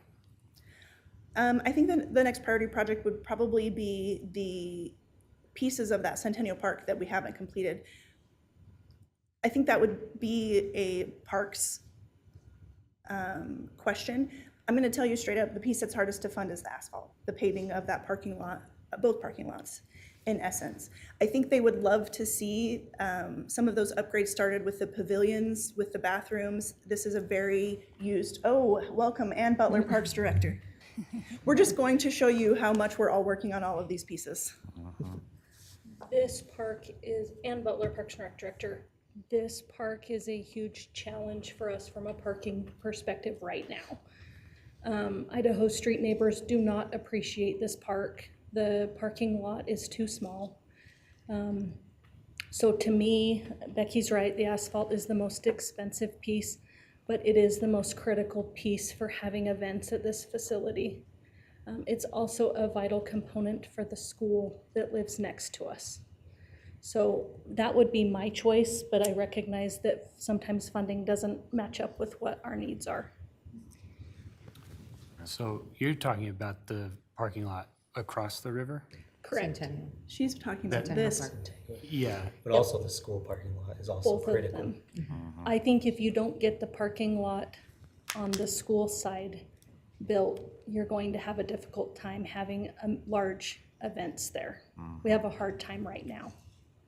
Yeah, just me personally, and I know Tom has talked with people that live on Idaho Street. I've talked with people that live on Idaho Street. Like, that's a priority for me. I would love to see us find some solution to the parking there, because it's, I completely agree with the residents. Like, it's ridiculous that they can't even park in front of their houses because people using the park in front of their house. So. If we can have the bigger parking lot on the school side, then once that parking lot is full or even vendor parking there only, then you close that and don't allow anyone to park there until they go back around to the other side, until they get accustomed to where we're parking and walking across.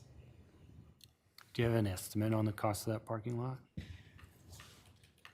We do.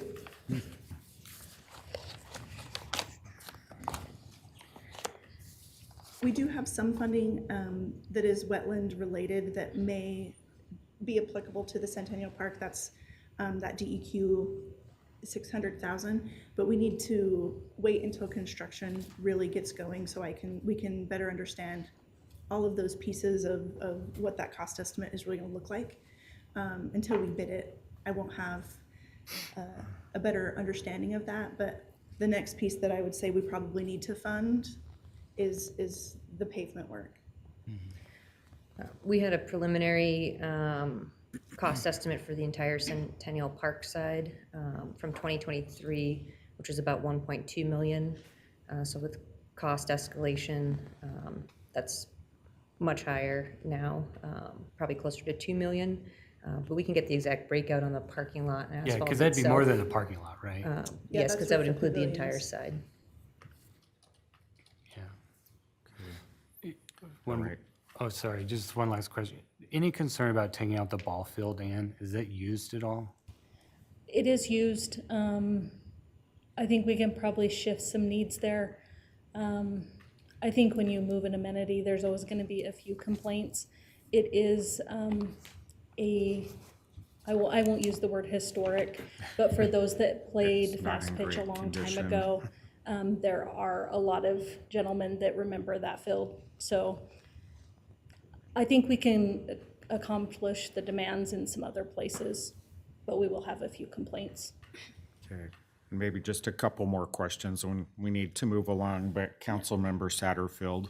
Yeah, Mr. Mayor, so on the parking lot, your estimates or whatever, is that the city, streets putting, would it be cheaper? Do they do that? It would be cheaper. It would depend on what our grant contracts allow. If they, we don't have any contractually obligated pieces here. So whenever we have federal funding, we have to comply with federal requirements. One of those is what's called Davis-Bacon wages, which increases our cost because we have to pay the standard wage under the federal regulations that's required for each of those cost categories. So that often will increase our costs, and so the city can frequently do it cheaper than what we project out for a contractor, because we typically do our projections using those Davis-Bacon wages so that we're sure we have enough funding to cover those requirements.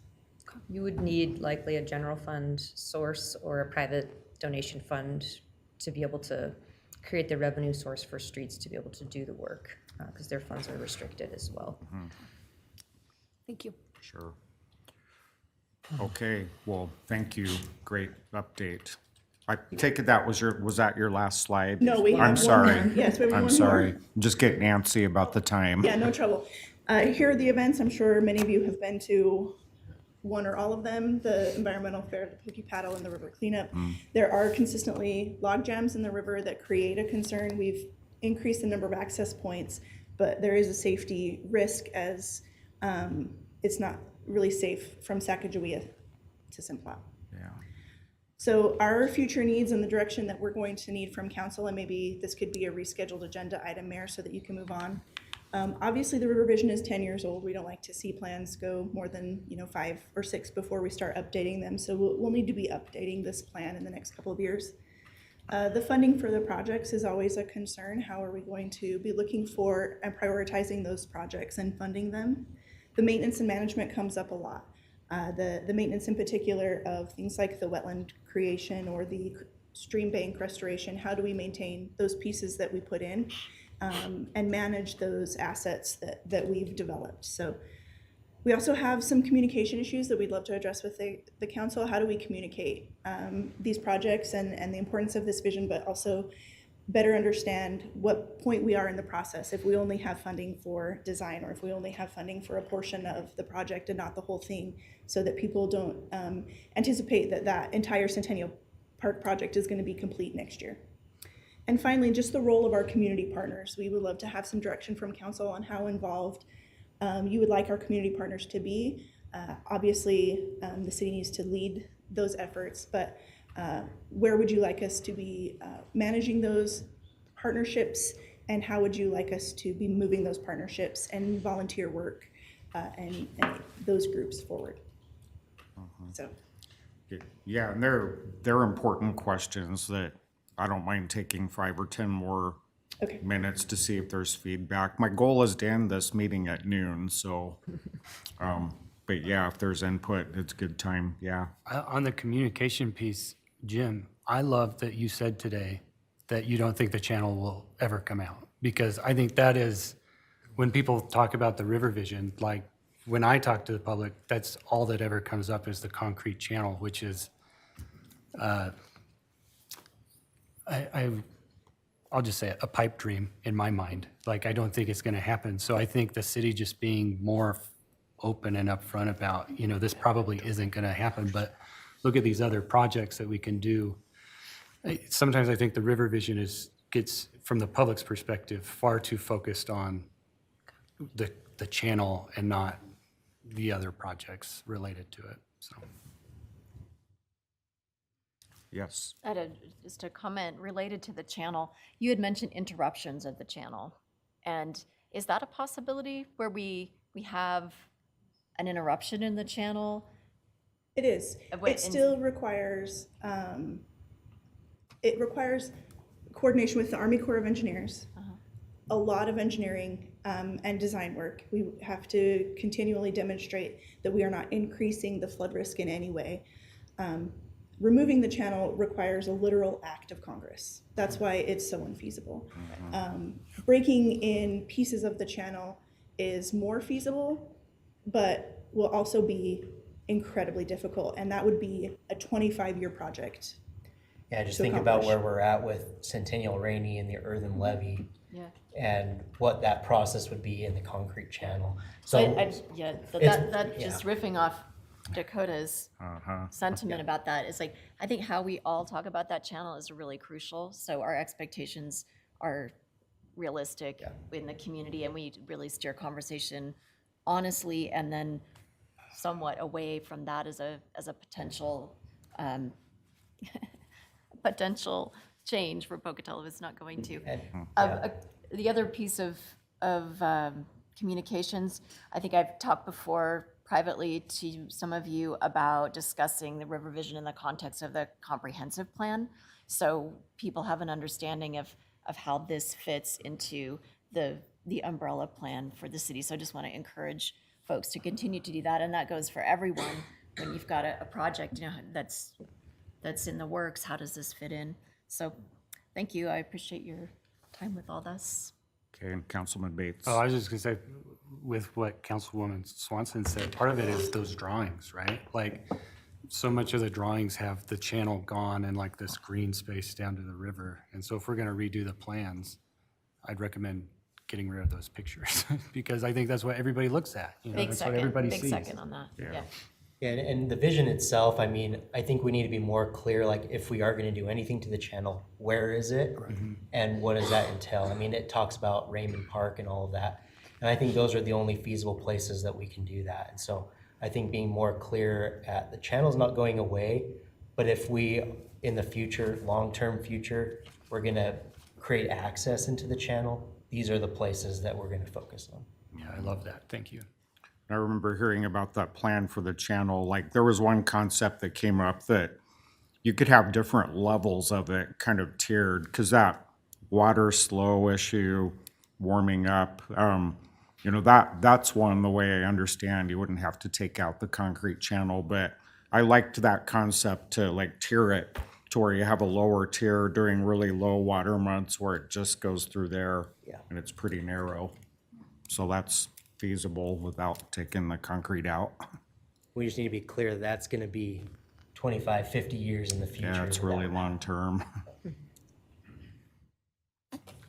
Okay, well, thank you. I see the time is 10:48. I know I said a 10-minute break, but let's be a little stingy. Let's meet back at 10:55. That gives us 6 minutes.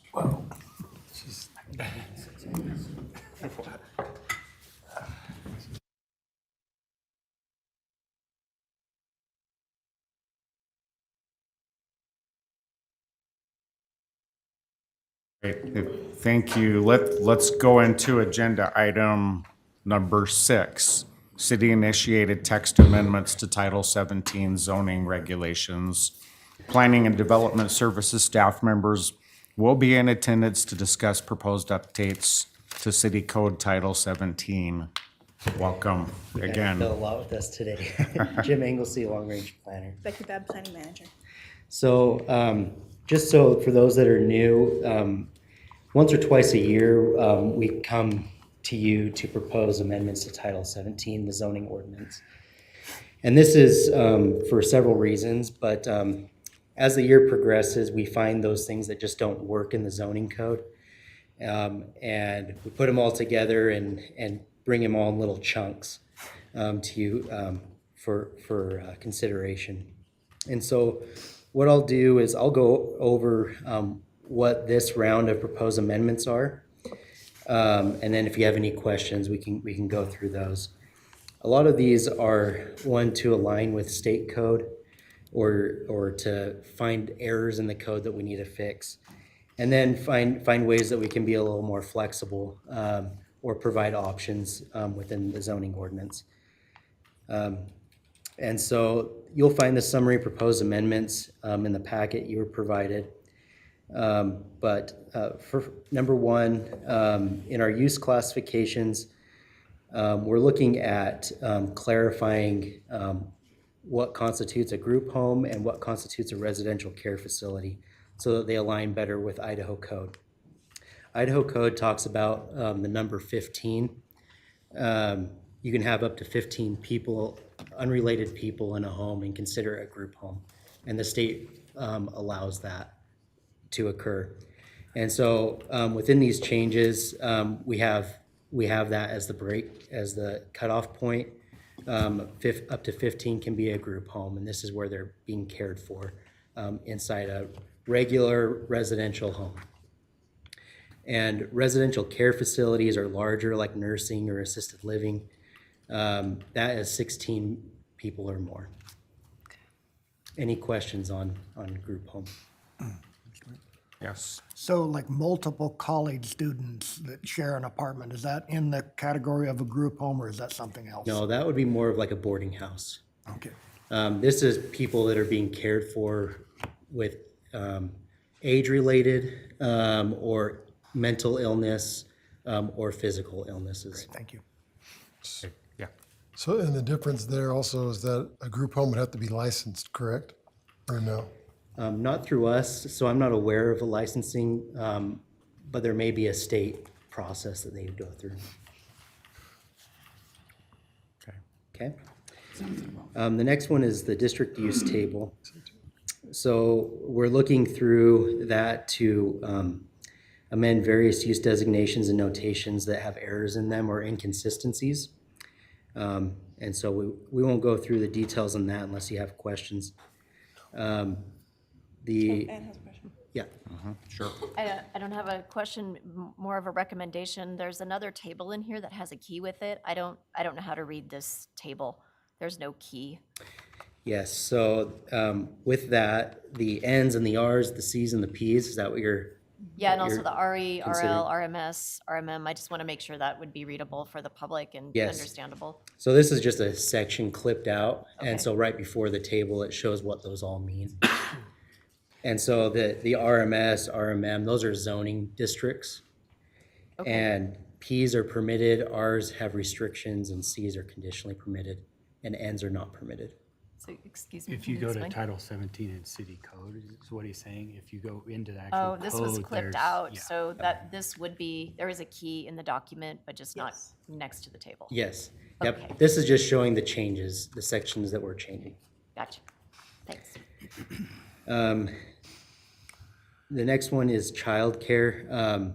If you remember last year, the state changed the way childcare is being managed. And so the reference to Title V, Chapter 28, that's been removed. And so notation in that will also be removed in our code. And then clarifying land use regulations for residential uses in commercial outside of the downtown area. So right now in the code, we do allow high-density residential in our commercial districts through a conditional use permit outside of our downtown area. And so this is just clarifying that in the code. Okay. Next one is off-street parking standards. Currently, we have a process for what we call administrative adjustments. And then also in the downtown area, the central commercial district, which is just the west side historic district essentially, we allow a waiver for parking standards because historic uses didn't really require that. We allow a waiver in those So what we're proposing is expanding that waiver to other areas in our downtown, the east side and the warehouse district, to allow development not to require off-street parking standards. And then the administrative adjustment, currently we have a 10% adjustment on things like setbacks and height and placement of buildings, minimum lot size standards. And so this is expanding that 10% flexibility on parking as well. So Jim, sorry, probably dumb question. So on the west side, like the relaxing of the off-street parking, does that mean like a small infill home, we wouldn't need to have that parking pad off the alley anymore? If it's within the downtown area, it could be waived. Okay. Yes. And that's being expanded, just say for much of the west side? Just if you look at the downtown area, like in the downtown development plan, it includes 3 districts within the downtown area. The historic downtown area, which is roughly Garfield to the railroad, and like Wyeth to Halliday.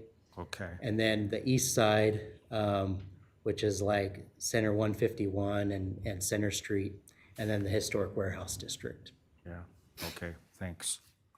Mr. Mayor? Yes. So the one you just talked about, the parking standards by land use, the 10%, would that apply to residential? Yeah. So I'm wondering specifically, like if you had a residential property and you add in an ADU, does this give us flexibility on the parking requirements for that? So the 10% is from the total, and so and so like if you have required 10 spaces, and usually it's only going to really be affected by large commercial and large residential, because if you require 2 parking spaces, I mean, you're not going to really get much. It's decimal points, you know. Right. Yeah. So. And so you get an apartment building that requires 10 spaces, you can cut 1. Yes, this is really more geared towards commercial. Mm-hmm. It is, and it's designed to also increase in any way, just that ability. We have 10% flexibility on those things like setbacks. And so it's to add parking into that, to just give us one extra option that we can administratively modify for people without having to make larger adjustments. It gives us just a tiny bit of wiggle room, and it will primarily affect larger developments. We have made flexibility in the past with past code amendments that affects residential better by basing it off of the amount of bedrooms in a unit, being more flexible than always requiring 2, that you can maybe require less. And then the original town site, you can do half of your requirement on the street. So we already have that flexibility a little bit. in the Yeah. code. Okay. Yep. Okay. And then last is home occupations. And so we're seeing an increase in the amount of people that work from home and are having their own businesses. And so this is allowing greater flexibility for home-based businesses to allow at least one on-site assistant to perform business-related activities. Additional employees, like if you're basing like a landscape company from your home, this wouldn't allow all your employees to come on site. But say you have an accounting business and you need somebody else to help you. This allows some flexibility to have some help from your home-based business. Simplifying hours of operation. Currently, we have 2 different hours of operation if it's inside or outside. So this is just streamlining that. And then right now we have by appointment only, and we're proposing removing that and just allowing up to 2 Patreon vehicles on site at a time. And then we provided more clarity on what constitutes requiring home occupation license and what doesn't by providing a table of uses similar to what we have in our zoning code. This has been a kind of a difficult piece to manage because the city doesn't require business licenses for our commercial properties or for any of those pieces, but then we do have this piece that's related to home occupations because it's based typically out of a residence. But as more and more people are working from home and as things like online shipping has become such a big deal, it's not as impactful if people are parked outside your house anymore because Amazon has probably already driven up and down your road 3 times in a day. And so it's a difficult piece for planning and development services to manage because we don't require that in a commercial zone. We're only requiring it for people that are working from home. And so say we recently got one for a drafting or graphic design business. Do we really want to be regulating whether one person is doing online graphic design from his home and be following up with all of the paperwork and working through all of the licensing issues so that that person can do graphic design just from home? There's not going to be an impact on the neighborhood. The neighborhood wouldn't necessarily even know if they were working from home. And so it's primarily Oh, no, go ahead. designed to catch those instances where there's a hair salon in your home, where there may be an actual impact on water or wastewater or hours of people coming in and out and smells. So we're trying to focus more on those pieces that would actually have that impact instead of the other pieces that we wouldn't otherwise regulate. Sure. So the hypothetical graphic design person, are there presently any restrictions on the ability of somebody to do that? Just work out of their home, one person designing No, they have to websites? get the home occupation license. It's $50, and then we have to make sure they renew it every year. All right, okay, thank you. Yeah. Yes. How is that even enforced? If, like you said, Joe Schmo doing graphic design, how would you even know? We sometimes find out through code enforcement, someone complaining, and those are often like the more intensive uses. A mechanic shop, that one comes up a lot. Someone's working on motorcycles at their home and has a staff person or two. Those are the ones that come up more frequently, but there isn't a way for us to moderate it. And then it does create a situation where maybe one person has gotten one and they know someone that's not, and now they're calling us, or they went through a certain process for their home occ and they're calling us to try and force us to go after this other person. And there is some work involved. So we'd like to streamline that as well, because it does become a burden and a code enforcement burden on us to try and regulate that, where we wouldn't otherwise regulate in any other way. I have a question. I didn't see a couple of businesses that I run into in my job are massage therapy and counseling out of the house. Those aren't specifically listed here. Is that because you can't necessarily have an exhaustive list, or how would people know if they're one of those that's not listed, what they should do? So those are grouped under consumer services. Okay. And so each of those uses have a definition in the code, Okay. and it groups certain types of uses or businesses within those. And Okay. so, yeah, those counseling and massage therapy would be consumer service. Okay.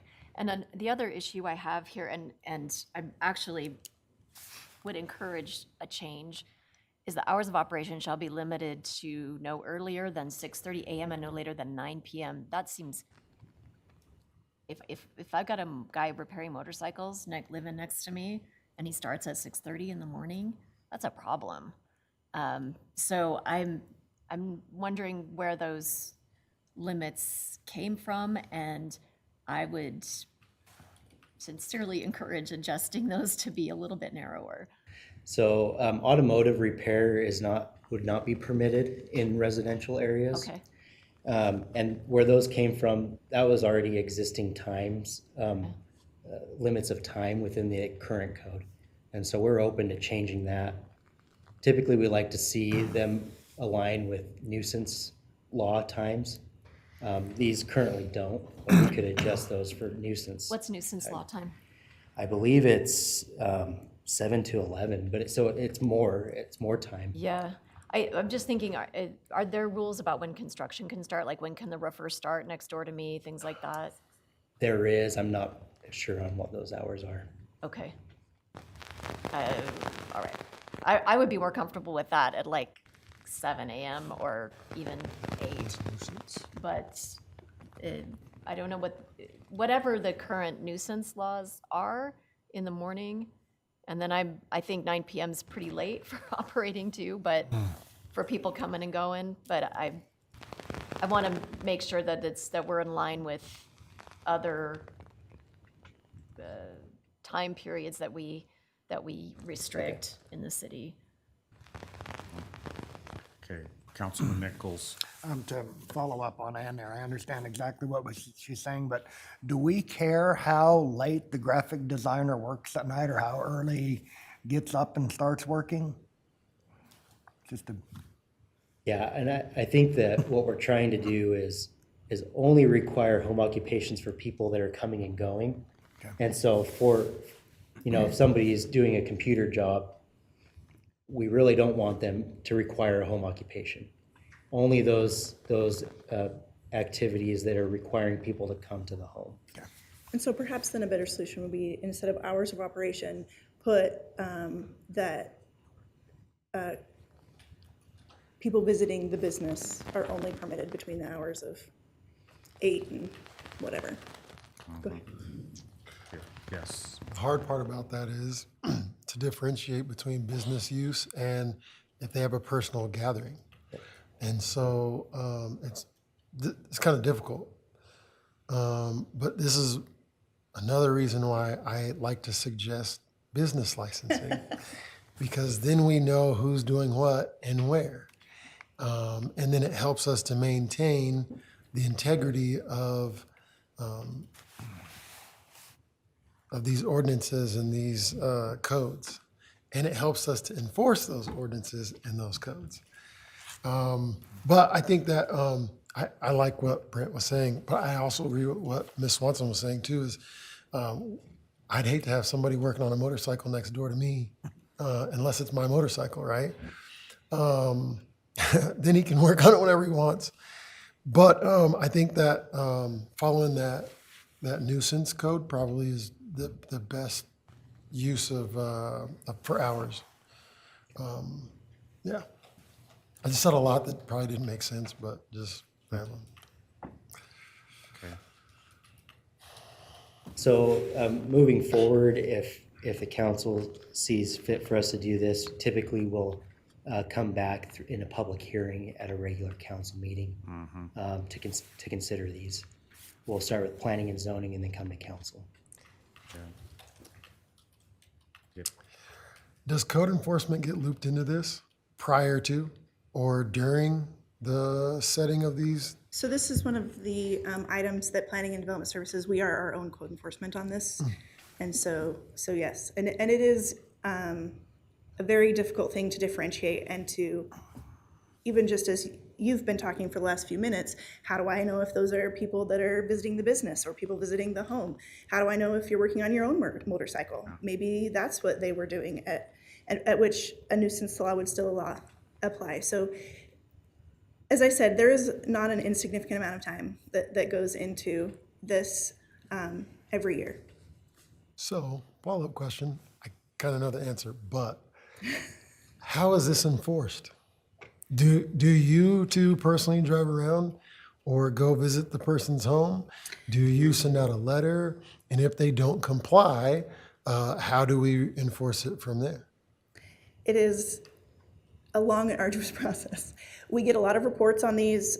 We do sometimes see them. That seems to happen the most with things that there's signage. If you see someone or some type of like farm or cottage stand where they're trying to sell something from the residents, so or a salon in someone's house. Sometimes we may catch them if a building permit is pulled for a certain use. And then yes, the process is for us, for code enforcement, is that we send them a letter. And then we typically give them, because our uses are longer, a couple of weeks to comply. And then we follow up, and if they don't comply, we have to continue to follow up, at which point we may get legal involved to review. Typically people want to work with us.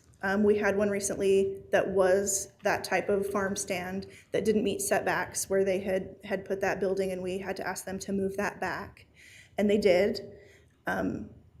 So they come about in all kinds of ways, Councilman Mangum, but the process is that we send them letters and continue to follow up. So a kid with the lemonade stand, and I choose to purchase lemonade from him. Am I assisting a criminal? Like, what does this look like? Absolutely. Right? Because it I fits think within that's some of this, right? a question for council.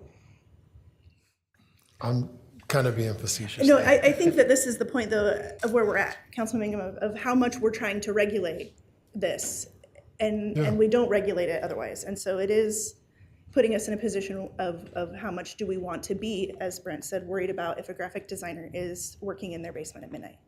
Like, to a degree, it's like, this is my house. I'm baking some cookies. Like, leave me alone, right?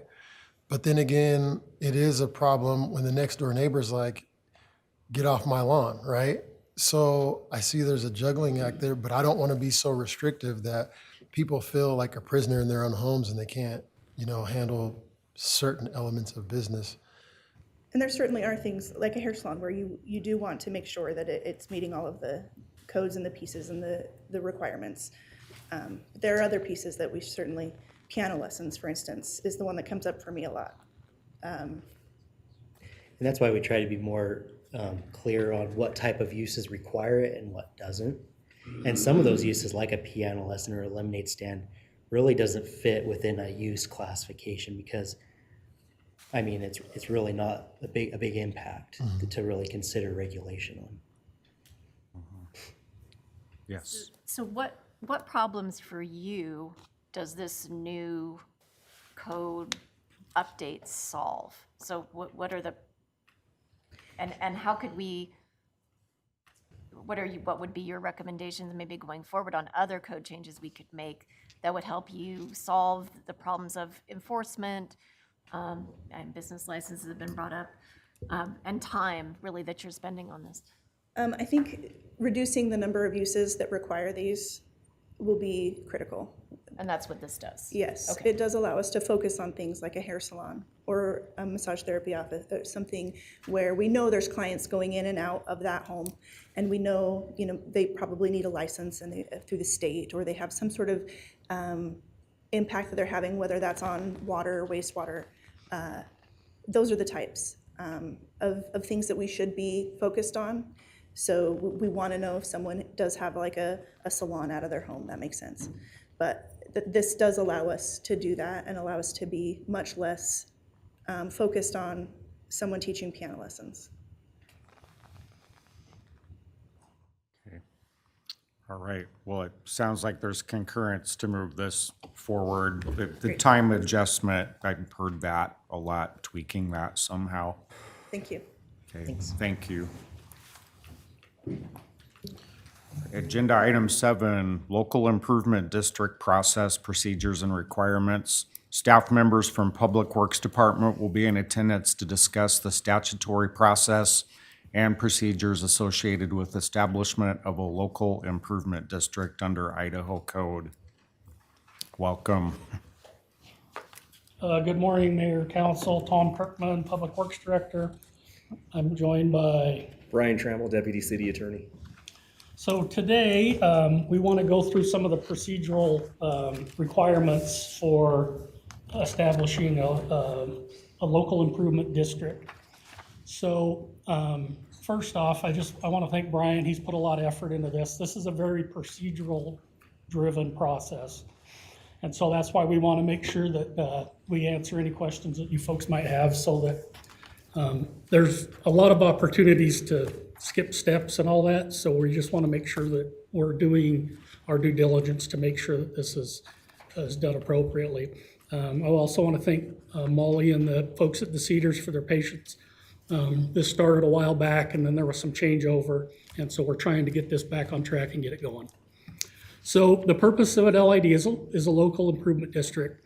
There's going to be a petition coming soon about replacing some water lines, some private water lines in the Cedars condominium that are under the road. So Today, we don't really want to get too far into the weeds on that because we don't want to compromise any of the processes downstream. But ultimately, that's your decision if you want to talk about whatever you want. So what we've basically done is we attached a memo, and then Brian put together kind of a procedural sheet that we submitted to you folks. So basically what we're doing with these slides is we've just broken them down into each one of those processes. So if you have questions, you can ask along the way. There are a lot of slides, but I think we can move through these pretty quick. Okay? So like I said, there is a petition that's going to be coming your way for an LID. So council, city does have statutory authority to start an LID. So an LID basically is different projects such as roads, infrastructure, water lines, sewer lines. There's a plethora of projects. You can go out to make an LID, a local improvement district. And basically the crux of that is you can do a localized project that benefits a small group, and then the city comes in here, does the work, and then that is the total cost is assessed to the property owners to pay it off over time. So some of the criteria for the petition, and along the way, if you have questions, just stop. It must be signed by at least 60% of resident owners within the district, or 2/3 of property owners subject to the assessment. So if a property owner doesn't live in that location, you have to get 2/3. If it's all property owners that own the home, you 60%. Resident owner is defined in Idaho code, so it's pretty cut and dry. The big thing to realize is once a petition is submitted, then the council is obligated to act on that by statute. So some of the best practices that we do before the formation of the LID is we evaluate the infrastructure, we determine ownerships, get preliminary cost, and then kind of identify which citizens benefit for the assessment process. So once the petition is put into place, then we bring forth a resolution to council. The council has to basically approve this resolution, and then that gets this process moving along the way. So no choice. We have, as long as the petition is valid, we have to move forward. That is correct. So, you have something you'd like to add? Oh, I was just gonna add, so the resolution would just be an intent to create a local improvement district, and that would just set us forward to the public hearing. But that resolution would have to be done, and then the public hearing is where everything would happen. Okay, thank you. Yeah. So we send out notices to all the property owners are affected of the public hearing. This public hearing is just for the people in this geographic area. We set out some estimated project costs, funding allocations. There is opportunities for the city to pay for part of it or have the group pay for the whole part of it. And then we also put what some of the methods of the assessments will be, whether it's they pay the complete amount or we assess it on their taxes, and then the time and place of the public hearing. Yeah, I've got a question over here. I mean, I'm in support of this, but what would be a reason, so if you have either a majority or supermajority of the residents who want it and it's, all legal, et cetera, why, or are there instances where a council would say no, or can you even say no? Yeah, that's the point, and maybe Brian can touch on that. After the resolution, at any point, council can give it a thumbs up or a thumbs down. Yeah, after the resolution will go to a public hearing, and at that point, the council would have to make findings, and they could either adopt an ordinance creating the district, modify it, or just find that they don't want to go forward on it. So the petition just sets it forth to go in front of the city council to make that decision. Okay. But why would a council turn it, what would be the reasons that council would turn it down? So that's where we need to decide if it's in the best interest of the city to do it. And basically, that's the decision that you folks would have to make. Financial reasons would be the main. So as we go along, we'll talk a little more about that, but this process, basically, once the resolution is done, the public hearing's done, and we move forward on that, it now becomes a city project. So we construct it, we manage it, all things involved in doing that. So it's basically like the city's installing these new services and new lines. And so through this process, we have to have some intermediate funding for that. And then at the end, we got a bond for it to get the assessments back to the public. So the notice of public hearing, this is pretty standard stuff. It's got to be published 3 consecutive days, mailed to the property owners, and then we have the public hearing. So during the public hearing, this is a little bit different than a normal public hearing. Only the protesters are obligated to talk. It's ultimately up to you to decide if you want to hear people that are for it. But statutorily, you just have to hear from the protesters. Does that make sense?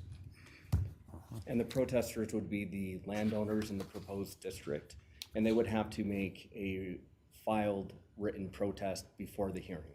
And the council has to consider each one of those.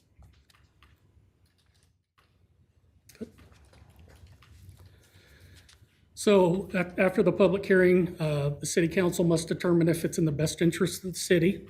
The obligations are reasonably likely to be paid. The property values within there support the lien amount that's going to be on the assessment, and then have to figure out how it's going to be funded. So we got a little bit more clarification on that we'll talk about a little later, so we're going to jump a couple of slides ahead of the behind. So. Tom, just real quick on that slide. So where it says district is in the best interest of the municipality, that's like a requirement by statute, right? We have to determine that this doesn't strictly benefit the Cedars or whoever it is. It has to be a benefit to the city as a whole. That is correct. And you would consider both, to the landowners impacted and to the municipality. Yeah. Question. Yeah. As we annexed that property not too long back, liability-wise, is there any liability on the city and it's in the Cedars' current condition? So that is currently a private system that hooks up to a master meter. And then we have double check valves there. So if that system were to be compromised at any point, it would not influence our system. There's redundancies built into that so that if it does fail, we are protected against that. So, but as we annexed it, are we not responsible to provide them with those resources? So we have situations, we don't do this anymore, but we've had situations in the past where we do have private lines in right-of-ways. There's really no legal obligation to do that, because basically if you look at it with the Cedars, it's really no different than a house, right? We provide a service to the meter, and on the other side of the meter, it's the property owners. That's right. So we really don't have any legal obligation. It's just a matter of if you folks decide that it's in the best interest. So is there some sort of easement or something then that? This one's strange because for whatever reason, this was annexed a long time ago. The roads are right-of-way, but the lines are private. We do have some of these remnants, but we try not to do that. If it's going to be in a public right-of-way, we want it to be a public line. So, in your opinion, would it be in the best interest of the city then to bring it up to what we currently practice? Tom, I think we're getting into the specifics. So, I'm sorry. Sorry, thank you. I'm sorry. Yeah, we just don't want to compromise any of the public hearings moving forward. Yeah, sorry. Thanks, Jared. Any more questions on this? All right, next step is to get some engineering design and cost finalization if it's approved in the public hearing. The Cedars have done some preliminary engineering studies on this, so we're kind of ahead of the game on that one. But we'll get some plans, we'll finalize cost estimates as best as we can. Those are, and then confirm if it is a benefit and then start preparing documents to move forward. So next, we'll take those plans, we advertise for bids, and then it comes before council to approve a contract with a contractor to do this work. This is something that we have the expertise to do in-house, but we don't have the time. So we would contract this all out. So I'm going to jump ahead a couple of slides here, because we got a little bit more clarification. There was some clarification of when the bonding actually happens.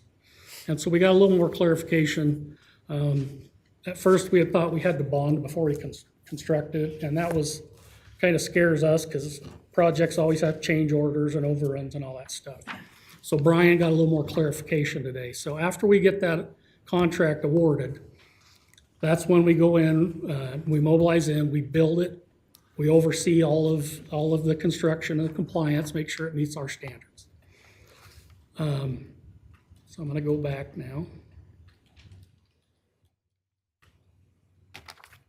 So once it's been constructed, and at some point where we're not bonding until the end, we need to find a way to construct the process. So there's got to be some intermediate funding to actually get the work done. And that's usually done through warrants.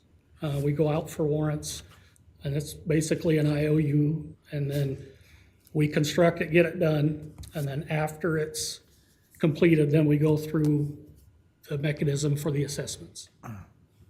What's the difference between a bond and a warrant?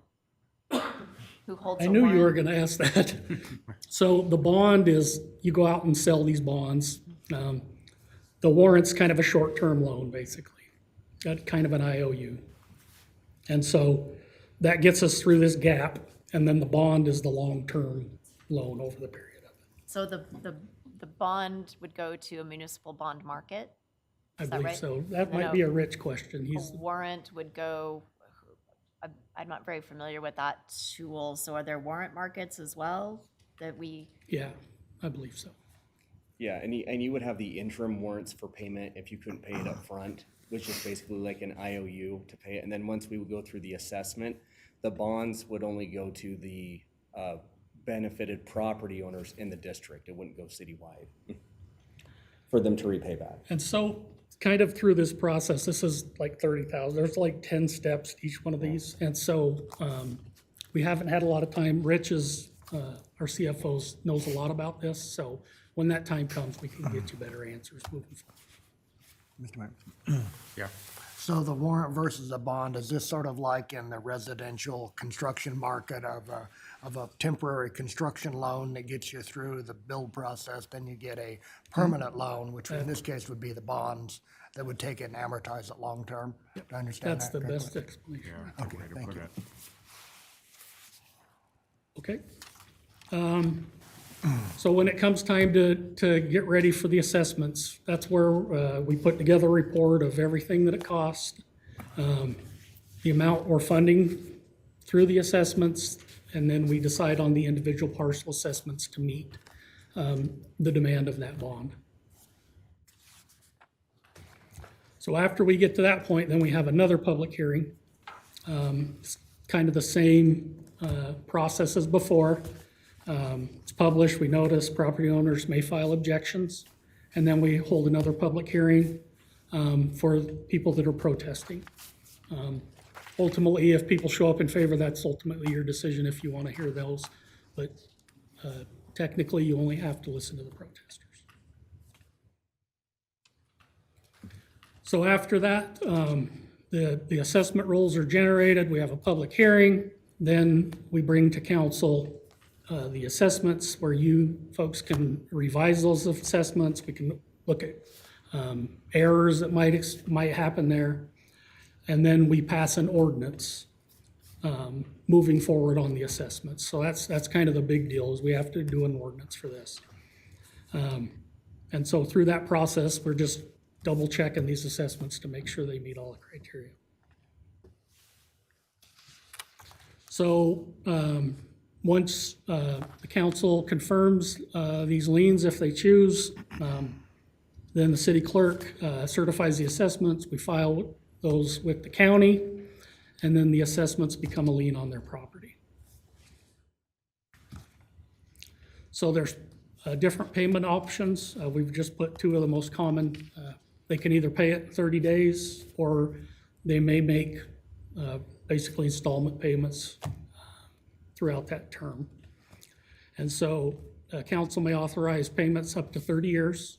That's the maximum. You could do 10, 20, or 30 years. The council can set an interest rate on that. And that's basically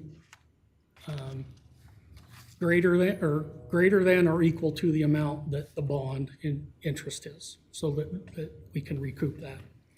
And then they're collected similar to property tax. And then for the life of that bond, the treasurer must monitor those, assess penalties if there's late fees, stuff like that. So we covered that. And then when we're done, we just do final inspections. We accept all the improvements. There's the final accounting where we go through and make sure we did everything right. And we're done.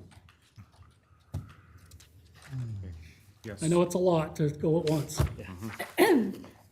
So I'll maybe defer to Jared on this, but when is the appropriate time to gather specifics about Public Works capacity to fulfill this contract? How exactly it benefits the city versus the homeowners? I think it would be at least easy for maybe some in the public to say, well, why are you doing these guys a favor? They made their choice, and it's a lot of administrative work for the city. So when is the appropriate time to have those discussions? So I would think it would be at the public hearing process. So when that public hearing comes, we'll have city staff make a presentation that kind of covers all that. Okay. And then, so like it would be a staff presentation, and then you would move into the public hearing. All right, thank you.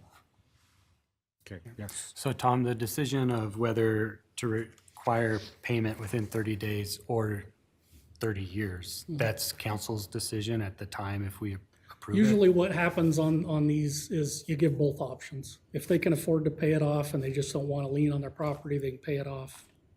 But the majority of LIDs are usually pushed out 10, 20, or 30 years.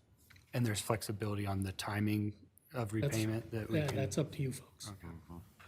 Okay, yes. What is the time frame on this, say, start to finish? Because you have a certain, after the petition is given, you have a certain number of days. Yeah, this will be a very rapid process. Once, if we go through the public hearing and you wish to proceed, yeah, we don't want to drag our feet on it. Yeah. And sorry if you already said, when do we decide, 30 days to 30 years? Is that at the public hearing, or does that have to be decided prior to, so that the people speaking know? That's when the assessments will be, when we do the hearing for the assessments. Like I said, you can do both. It's just totally up to your discretion. Most LIDs are done that way. If somebody doesn't want to lien on their property, they can pay it off. Or they can use the 30-year. And then, just like any lien on your property, you can pay it off early. If you pay it off in 10 years, we're good with that too. And so it's that second public hearing, if I understand correctly, that's when council can say, okay, here are the terms, and go up to this amount of time and all that. Yep. And we can talk about that at the first public hearing a little bit, but once the assessments are kind of finalized, that's probably the more appropriate time to talk about. Yeah. Are there local examples of lids that have been successful that we could look at, or that you all have looked at as reference? Yeah, so we did one here. It was about 30 years ago. There was a trailer park on the west side of town, and they approached the city about doing an LID for sewer lines. Their sewer system was failing. It was all private. And so the city has done an LID in the past. It's been a while. But there's good examples in Caldwell. We've seen some in Rexburg. There's some good examples to fall back on. Like I said, though, it's very procedural driven, so we just don't want to screw it up along the way, and throw a kink in the works. So Jared, thank you. Okay. All right. I know that was a lot, so if you got questions. It was informative, this was great. Okay, Okay, thank you. thank you.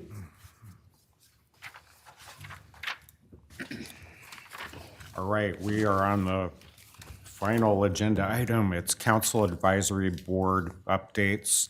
This is the time we've set aside for the mayor and council members to give updates regarding recent advisory board activities.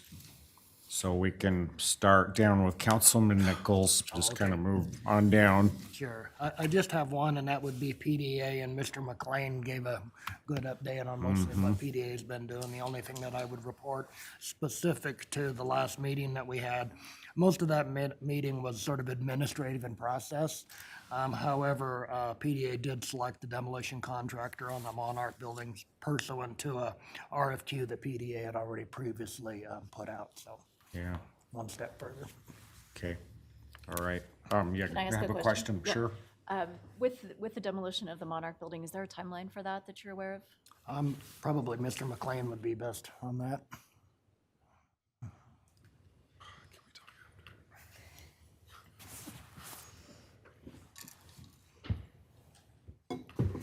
Brad McLean. As far as timeline goes, we're coordinating the scope of work with the contractor right now and identifying that timeline. We'd like to time it with the Center Street closure so we can remove the building at the same time. It may or may not work out that way, but we would like to have that happen this What summer. we're shooting for. And we're trying to shoot for lining the closure of the underpass with the removal of the building. Okay, thank you. But that's a lot of moving parts, so we'll see. How long is the demolition process once it starts? Is it weeks long, days long? It'll be weeks long, yeah.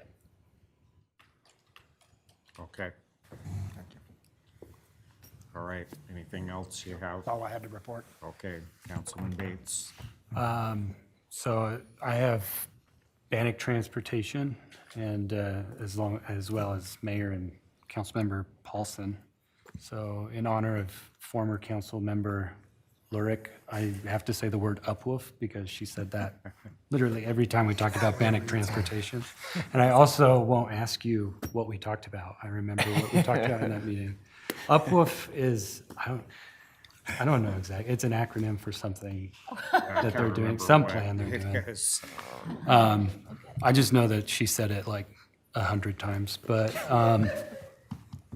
no, with Bannock Transportation, the one thing I'll report on, Mayor and Councilmember Paulson can add, they're doing an assessment of our trails and Greenway and trying to seek collaboration between us and Chubbuck and the county.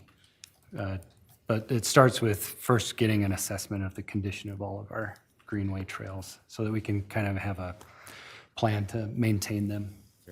Yeah, and then it's nice. Devin Hillam is taking that on. He's got some good experience there. I think we're in good hands for him to handle that assessment. Yeah. Then I'm also, I have CDBG. We haven't had the opportunity to meet yet since I've been on that, but I think we're meeting next month. And then CCOG, I serve on their executive board as well as the regular board. We haven't had a regular board meeting yet, but our executive board, we're focusing mostly on finances and making sure that they've failed some audits in the past, and so we're just putting a committee together to make sure that their audits run a little bit more smoothly and happen on time. So. Okay, all right, thanks. Thank you. I serve on the audit committee, meets quarterly. I missed the January meeting, so I was too new to know that I was supposed to be there. So apologies for that, but I will make the next quarterly, I believe. Housing Authority, my first meeting for that is coming up, I believe, next week. And then Arts Council, I've been to several of their meetings. Sometimes I have a little trouble getting quorum, so the last meeting was canceled, unfortunately. But they are sponsoring the Empty Bowls event, which is a fundraiser for the Idaho Food Bank. Encourage all of you to get a quick and easy dinner and donate to the food bank, as well as pick up a ceramic bowl made by the ISU and surrounding schools arts departments. So I have flyers here for that. If you'd like to join me, I'll be there, having a bowl of soup and enjoying some good company. Thanks. Okay, thank you. Councilwoman Satterfield. Yes, I'm on the Historic Downtown Board. Committee. They are, this Saturday is their annual Brewfest for their fundraiser. I'll be a part of that, and that's this weekend. Go support that. And then Golf Committee and Parks and Rec.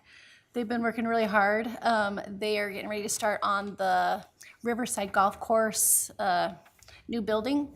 And a lot of people are concerned about parking and stuff like that, and they have a lot of great things that they've been working on, lots of different places for parking for the for carts and that kind of stuff. So if you're part of the golf community and you know that that's going to come, it's going to have some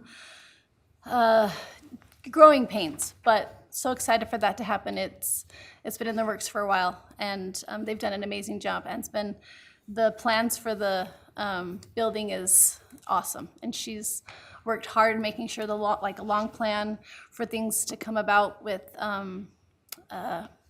food service and things like that. It's going to be awesome. So again, it's going to be growing pains, but I know that the community is really excited about it. So yeah, thank you. Okay, great. Councilman Mangum. The Investment and Audit Committee, when we met, we had talked about some of the new programs that were being implemented and how that's going to help with budgeting and some of our investments, and doing really good there. The NeighborWorks Pocatello is looking for a new executive director. Thank you, Mayor. And so that process has begun, working on a few projects, concluding some projects, starting some new projects, and then reaching out into the rural community and to extend or to help with this housing crisis. The Airport Commission is working on, we've been working on policies and procedures and codes for the airport. Some of it we're getting rid of because the FAA has requirements, and so it's a redundancy for the city to also enforce those, and the city can't enforce them. And so, what else is there? I think I have one more. No, that's it. Yeah. I hope. Okay. Yeah. All right, Councilman Paulson. The Senior Activity Center, this Saturday is bingo, and June 13th is the car show fundraiser. February had 1,765 meals served, which is over 100 more than February of last year, so the need is growing. The partnership with Sika for Meals on Wheels is going really, really well now that the food cooking switched to the senior center. Yeah, it's quite a success. Cheaper, better nutrition. It's really good. Let me see. The Human Relations Advisory Committee, they might approach the mayor. I don't know if they've talked to you, but they would like some sort of like public comment at their meetings for citizens just to say their piece. They passed I don't know if you want to call it a resolution or a statement, but I don't know if they've sent it out. I haven't seen it in my email, but to us and the mayor, encouraging us to oppose HB 557, which is the pro-discrimination bill. And then they also explicitly condemn Tanya Burgoyne for voting for it. And then their Human Rights Award is given to Elmer Martinez and Lena, sorry, her last name. Contour. Yeah, so that will be presented sometime in May at Caldwell Park. Okay. Oh, and I missed Sika, but otherwise, just from the minutes, building more houses, so it's all good. Okay, I know they have that self-help housing program going on, like Alpine Crossing or whatever it's called out there. I think we're starting phase 3 of that project. Yeah, that's great. Okay, thank you. And just a couple things I have is Portneuf Valley Development. There's a reception on the 16th of April on a Thursday at 11 a.m.